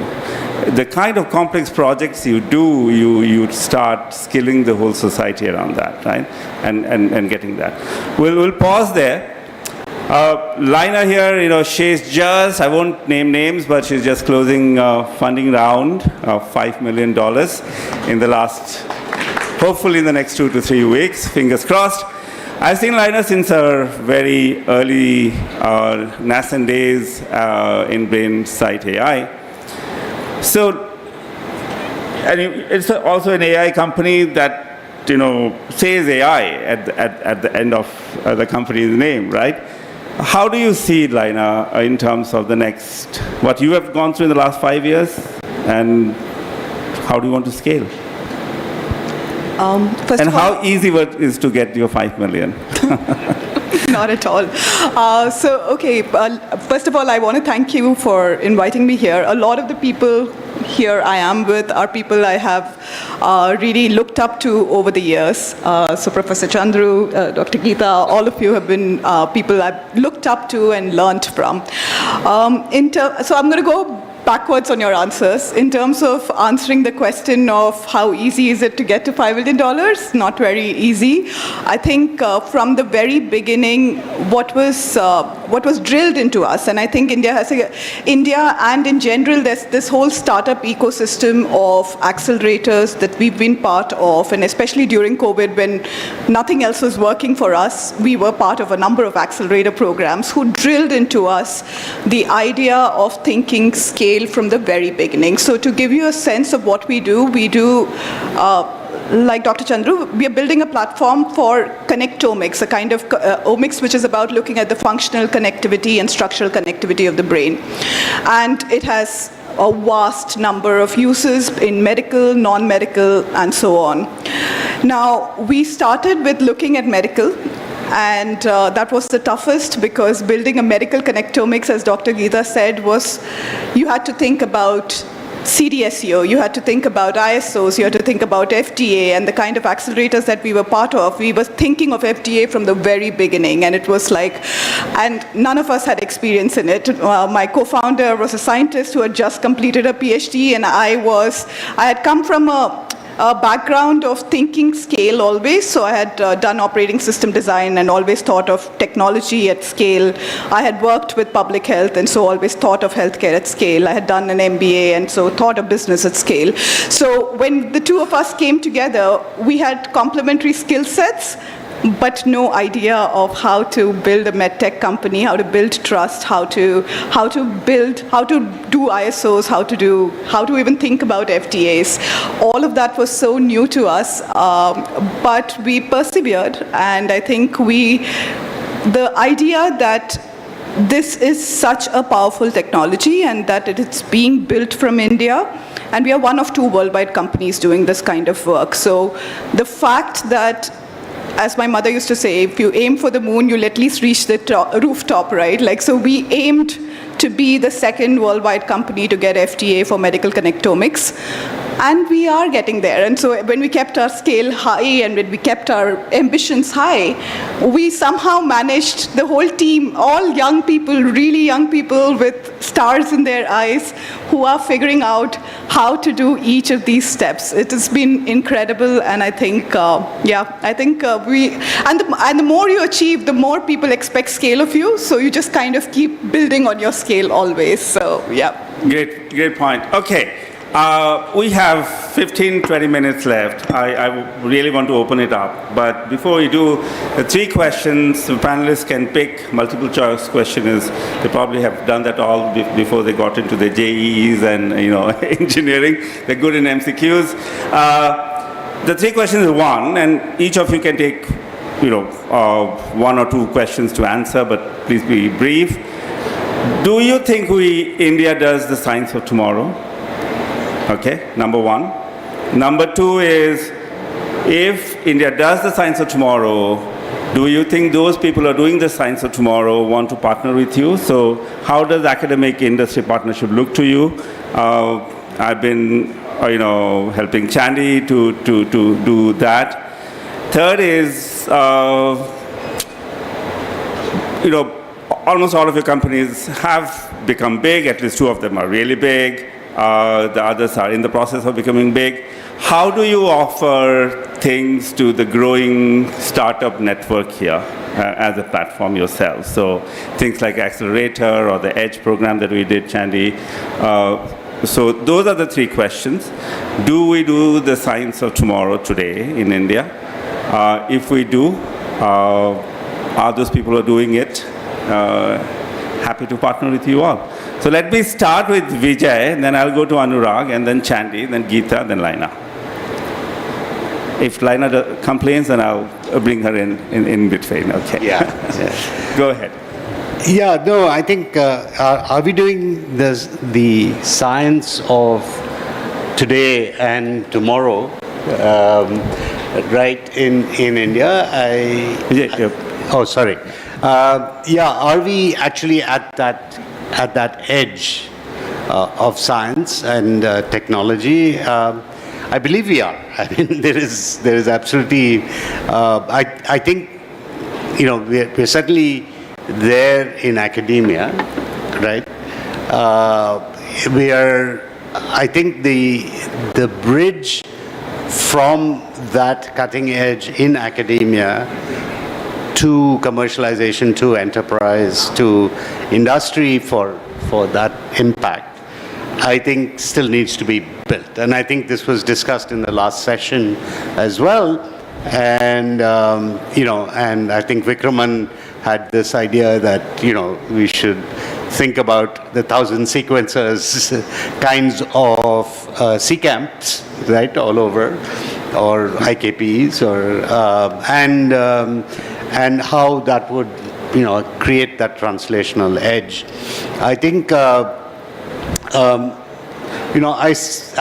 spent sabbaticals at places like Stanford and so on, and it's incredible how the research in the institution gets almost immediate feedback from the industry around, right?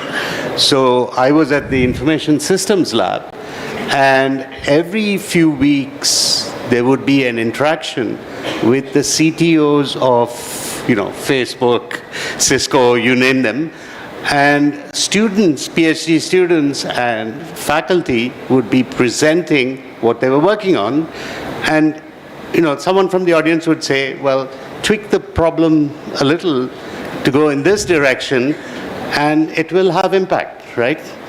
And so that quick sort of interaction between industry and you think that lacks here in India now? That lacks. That we lack. How do we change that? Well, I think it has to come from within. It's right now there is. The question is, what is the incentive within the universities to move in that direction? But I think just having CCamp in NCBS has made a difference, and Mukund and I were talking about that earlier. Having SID and the Gang of Four, interacting with ISC has done that. I think it's an evolution, but it's happening. But I think and I remember talking to Eric Schmidt about this a few years back at one of the conferences that attracts investment into the US, and he said, the reason why the US has been such a leader in innovation is the higher educational system, right? And how that has become sort of the hub of so many extraordinary innovation clusters, right? And that, actually, it's not been repeated in too many other countries. I still think the US does it so much better than anybody else. And of course, we have Anurag here, so he can expand on that. But I do think we have not unlocked that potential, right? And that investment that we've made in the higher educational system. We have an incredible pool of talent sitting in there that can do extremely impactful work. But so you we think have to there's unlock less of an ivory tower now? Sure. Okay. Anurag, Stanford, go ahead, battle on. Yeah, so I'll build upon what Vijay said. Let me just do a quick show of hands. How many of you in the audience think that India does not have smart people, or enough smart people? How many of you think that we don't do science that is leading edge that could be useful for humanity? I don't think we'll see some hands, of course, and I think some of you are right about that. I think we need to do more of, because the incentives are just not there. And I think what Vijay talked about is the fence that is there between academia and industry. There's another fence I want to talk about, and that fence is in the pipeline of innovators. So you have a lot of innovators right now in India that are trying to create startups. They are sitting in academia, they're sitting in incubators, and they're building these small startups that will scale. Some of you have actually really scaled significantly, but most of you haven't. And I worry about this pipeline jam that you would have if a vast majority of these companies do not scale. So you got innovators, you got startups, you got commercial stage startups. Vijay and I say that as a graveyard of prototypes, but with a more positive outlook, right? Yeah. So I think what is missing in India right now, and China, I've dealt with this about a decade back, is this fence that sits between startups that are commercial stage or early commercial stage and startups that can become as big as Strand Life Sciences. And we need to really open that up. We need to find a way to bring large companies like Strand, but also large companies like Pfizer, large companies like Medtronic to India, make sure that innovation ecosystem is complete. This is what happens at Stanford and at MIT and other places. The companies actually come to these startups, and that fence doesn't exist. So that's actually one comment I would make about, it's not just so much about encouraging more science and more technology development and creating more startups, but also making sure that these startups actually see the light of end of the tunnel, and that's what scale and impact is all about. Thank you, Anurag. Brilliantly put. So, Pfizer's and Microsoft Launchpads, or Google Launchpads, Mallbio and Big Tech also tried doing something last year called the Edge, but I don't want to force Chandy to just focus on the Edge here. Chandy, we have started working with lots of academic entrepreneurs, right? Where do you see what can be done more, and by whom? Satya, in answer to your first question, I am a little more pessimistic than Vijay is. I don't think that we are doing enough cutting-edge work. I think we are satisfied with low-hanging fruit. So when Anurag asked that question, Mukund raised his hand. So I think you have... But 20% of the people... You have company there in those thoughts. The reason I think that we are satisfied with low-hanging fruit is that we are incredibly nervous about failure. And that failure in academia, failure as an entrepreneur, it's something that we are socially not geared to face. We don't believe that we can rise like the phoenix from the ashes of failure. This is something that I think we have to do something about. There is a reason behind this though. The reason is that you are likely to fail as an entrepreneur, primarily because your ecosystem is not mature enough. Correct. Simple things like getting two pieces of plastic together, making something happen in those two pieces of plastic. You can prove that in an academic lab. You try to manufacture that in this country, it takes an incredible amount of time and energy, and it is compounded by people who are not willing to tell you upfront that the method that you are adopting will not work. So lack of expertise is a huge problem. One of the reasons why Satya and I thought about the Edge program and was precisely this, we have to look at our functional prototypes very early and decide whether they can scale, whether there is a design for manufacturing, there is design for scalability, there is design for serviceability.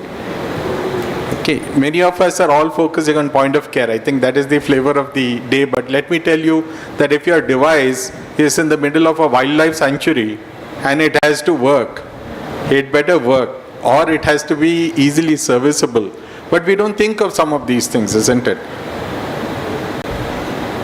We are today building a $4 million center of excellence in engineering precisely to address this gap. Because it is not that we don't have facilities. IISc has facilities, IKP has facilities. But I believe that the industry has to also put a foot forward and say, here is what we have learned. This is the mistake that our co-travelers should not make in this journey. And this is the way that something like this can be translated. A combination of skill and facility is absolutely incredibly important for this country. And this collaboration with academia, also I have, maybe I'll get beaten up for this, but I think academia does not understand scale at all. Say that again, sorry. Academia does not understand scale. Academia think that they understand IP, but they don't understand that if they hold IP so close to them and demand so much of the IP that they create, that IP will not create impact. That IP will not scale. One of Vijay's famous statement is the value of an IP is like banana, right? Self-life of a banana, right? So very well pointed. And I think what Chandy mentioned about capabilities, vendors, suppliers, their capabilities, and plus working with academia. I think this is an evolution. Hopefully the evolution that we have seen in the last 10 years of now seeing so many innovators. I mean, 2004, Strand started, right, Vijay? I think he was possibly the only one of rarely, he was the only one. Now, when we started BIG in 2012, it's the biggest, the early stage fund for BIRAC. If you go into the same campus, there must be at least 2 dozen to 3 dozen professors running their own company. So there is a shift. But what Chandy said is correct. I mean, the views. How do you work with academic institution? What is their view of scale and be able to commercialize through an embedded system like Vijay mentioned, or Reliance or us, Mallbio and others? I'll pause there. I'll shift to Geeta. Geeta, I'm itching to put you on spot, but I wouldn't. I wanted to talk about how do you see small companies, not small companies, I don't want to categorize you as a small company, but small companies, big companies partnership. So, the others have pointed on that, other questions out of the three I had asked. What is your take and how should we go forward with that? First of all, great points, Chandy. Actually, I was want to just clap for everything you said, and of course, same with others as well. And the key seed for your question, right, is you asked the first question of does India have enough capability? I will put both my hands up. Yes, I think we have excellent science institution, my favorite IISc and several others. They can build, etc. Can this same idea or a prototype or a small startup become Medtronic, Philips, GE from India? I think that's one solution is what you mentioned. Yeah. But here we have several difficulties today. Many of the points Chandy raised with respect to the ecosystem, vendor ecosystem, partnering ecosystem, etc. There's also, I don't know how many of you understand Kannada. There's saying, hittala gida maddalla, means if you grow your medicine in your own field, right, it is not good enough. So I talked about the trust building part of it, right? There is this huge amount of suspicion of anything that is built in India to be used in India. I'm very actually pained when saying this. You go to a hospital, use this. Here are the complete results. All of that. I don't think our clinical ecosystem or people who are actually practicing clinical practice essentially can understand these papers, understand what sensitivity specificity means. There is a lack of understanding of the metrics that are valued everywhere else. Correct. That is one part, right? And just in a couple of years ago, when we actually got the US FDA clearance, then the same people thought, oh, this is worth it, and then started, adopting it. So that means unless somebody outside India blesses this, there's still sort of, suspicion on what we build. I mean, it's not just for MedTech, it's true for HP and other places. That's a journey of the country. I mean, Japanese products in 60s and 70s. Yeah, if it is, unless it's used in Germany or US, it's not worth using in India. And when I see German roads with Kia cars, I think, hey, you know what? South Korea has made it now. Yeah, I mean, so it's crazy. So has anyone else in US used thermal imaging and AI? No, we are the first people. Then I have to say, we have 13 US patents. We decided to do US patents so that they know it is actually. So this kind of, unless somebody else blesses it, I can't use it, is one thing I get really pained about. It's nothing to do with MedTech. I've been in HP earlier, long multinationals. So I used to directly go to the head of the department in US, get their feedback, and then I used to get funding for a project in India. So this is something we know, right? So this is one aspect I wanted to bring in. Yeah. And to get rid of this or get over this, yes, maybe partnership with bigger organizations, like you mentioned, to climb on the ladder that they have already done with 25 years, 30 years, we are seeing stalwarts here, is definitely one way to scale and reach.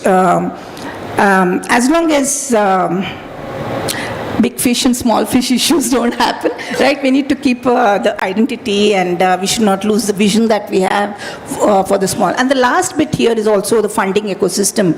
I think we had Dr. Anurag talk about funding piece, right? Which is also the same case. You go for Series A, Series B. We've raised enough, good enough funding so far, but then when you want to scale, you need larger funds. Then US investors really like what we are doing, but you're an Indian company. Why don't you swap and become headquartered in India? Sorry, US.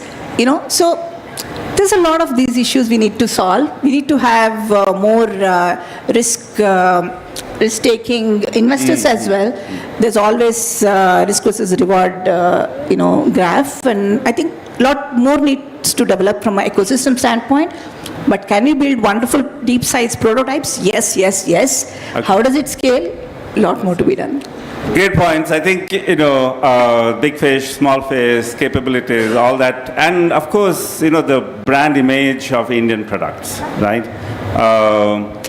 By the way, design thinking didn't start, people like Braun, companies like Braun in Germany were thinking about design thinking 100 years back, right? Or JICE for that matter. I think Vijay was itching to say something, but Vijay, if you can be brief, then and then we can go to Laina. Okay. And then we'll end it. Just very quickly, I think one gap that I see, and I think which is easy to fix, and I really hope we can do that quickly, is today when you go out to get a valuation for your company, let's say, Geeta does that, or Laina, the merchant bankers in India who will do the valuation will do a revenue-based valuation. Okay, because that's the only thing they know, right? They'll say, what is your projected revenue? They'll discount it and then put some value on your company. What we need is asset-based valuation. And to value physical assets, all these accountants know how to do it, right? But to value intellectual property, right, or intellectual assets, it could be trade secrets, they could be, patents, they could be all kinds of intellectual assets. We just don't have that ecosystem, right? And you're not going to get risk capital coming in and, supporting innovation unless you actually have a reliable way to assess, what that IP is. And again, this goes back to Chandy's point that, maybe some of our academic institutions just need a little bit of truth serum, right? about what is the true value of those patents and so on that are held, and I think that needs to be done. And I'm sorry that David has stepped out, because he is one of those people who values innovation for investors in the US, right? And he understands how that process works, right? And so you just need people who can track. We have patent lawyers now. We have Kumaran and Sagar, Malti. There are lots of people who are following patent ideas pretty closely, but we need to also make them into valuation experts. Correct. So, thank you, Vijay, for that. Laina, go ahead, Laina. Well, I think I actually resonate a lot with Dr. Nair on the fact that I think the reason why we've scaled how much ever we've scaled right now, I think there's still a lot to go, is because we are two people with very complementary skill sets. So my co-founder is a scientist who thinks about the patents, who thinks about the science, the deep technology, while I'm the commercial person, and when I don't understand why a patent, why is it so limited? What will you think of? How will you actually think that it goes to scale? If it doesn't make commonsensical sense to me, we get into a lot of arguments about what is this. And I think those arguments, those open conversations, and I learn a lot about science and tech from her, but she learns a lot about commercial from me. And I think the two of us, when we come together, is when we actually build something which is meant to scale. Otherwise, we would, if we had only focused on the initial patents that we my co-founder came in, we would have been limited to a very, very small market, a very small problem. But I think everybody around us and the fact that we have this very good complementary skill sets between the co-founders is what actually helps us think much larger than any of us could have individually. Thank you. You have two people in a room, and you are there. One is our Honorable Prime Minister. The other one is Bill Gates. What are the three things you'll ask, or two things, or whatever? Well, let's start with Laina again. Laina, quickly. Really, you put me on the spot for this one. Okay. To our Prime Minister, I would ask... and maybe Honorable Finance Minister also next to him. So, absolutely. So I would ask them to actually build programs that work with venture capitalists to de-risk even venture capitalists who are looking at high innovation. 30 seconds over. Thank you very much. Geeta? Is going to go in the same direction. So Mr. Bill Gates and Mr. Modi create a fund which only funds Indian startups going to US. Okay, great point. Anurag? To Mr. Modi, it'll be make sure that there's a policy framework to procure technologies that are born in India for Indian needs. So that's number one. And to Bill Gates, remarkable innovations happening in India, use it for the rest of the world. Lovely. Thank you. Chandy? To our Prime Minister to use his global stature to help India create a regulatory system that is applicable throughout the global south so that the world is our market. And to Mr. Bill Gates to be a little more kind to entrepreneurs. He was an entrepreneur himself. He sets very tough goals for entrepreneurs nowadays. Wonderful put. Okay, Vijay, 30 seconds. Right, yeah. So to the Prime Minister, again, I think it's already been mentioned, but I think we really need to rethink our procurement policies, right? And you know, we're starting to do it in defense, but please think of biosecurity as a national security, right? And let's start thinking about investing in innovation and also being clear about procurement policies on innovation so that, you know, because really to drive innovation, you need the military industrial Bill Gates? complex, right? Yeah. And with Bill Gates, I think, you know, you do a lot of grassroots support, but you know, you don't support innovation. That in India, right? Great. So, I doff my hat to all of them here. They've done wonderfully well for this panel and for their professional careers as startups. Big round of applause. That's really not big. Yes, thank you very much.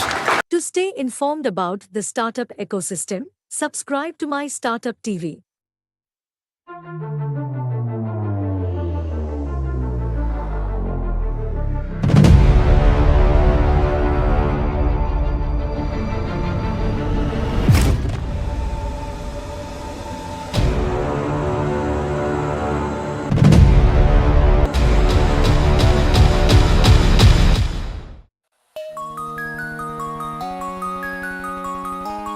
Thank you.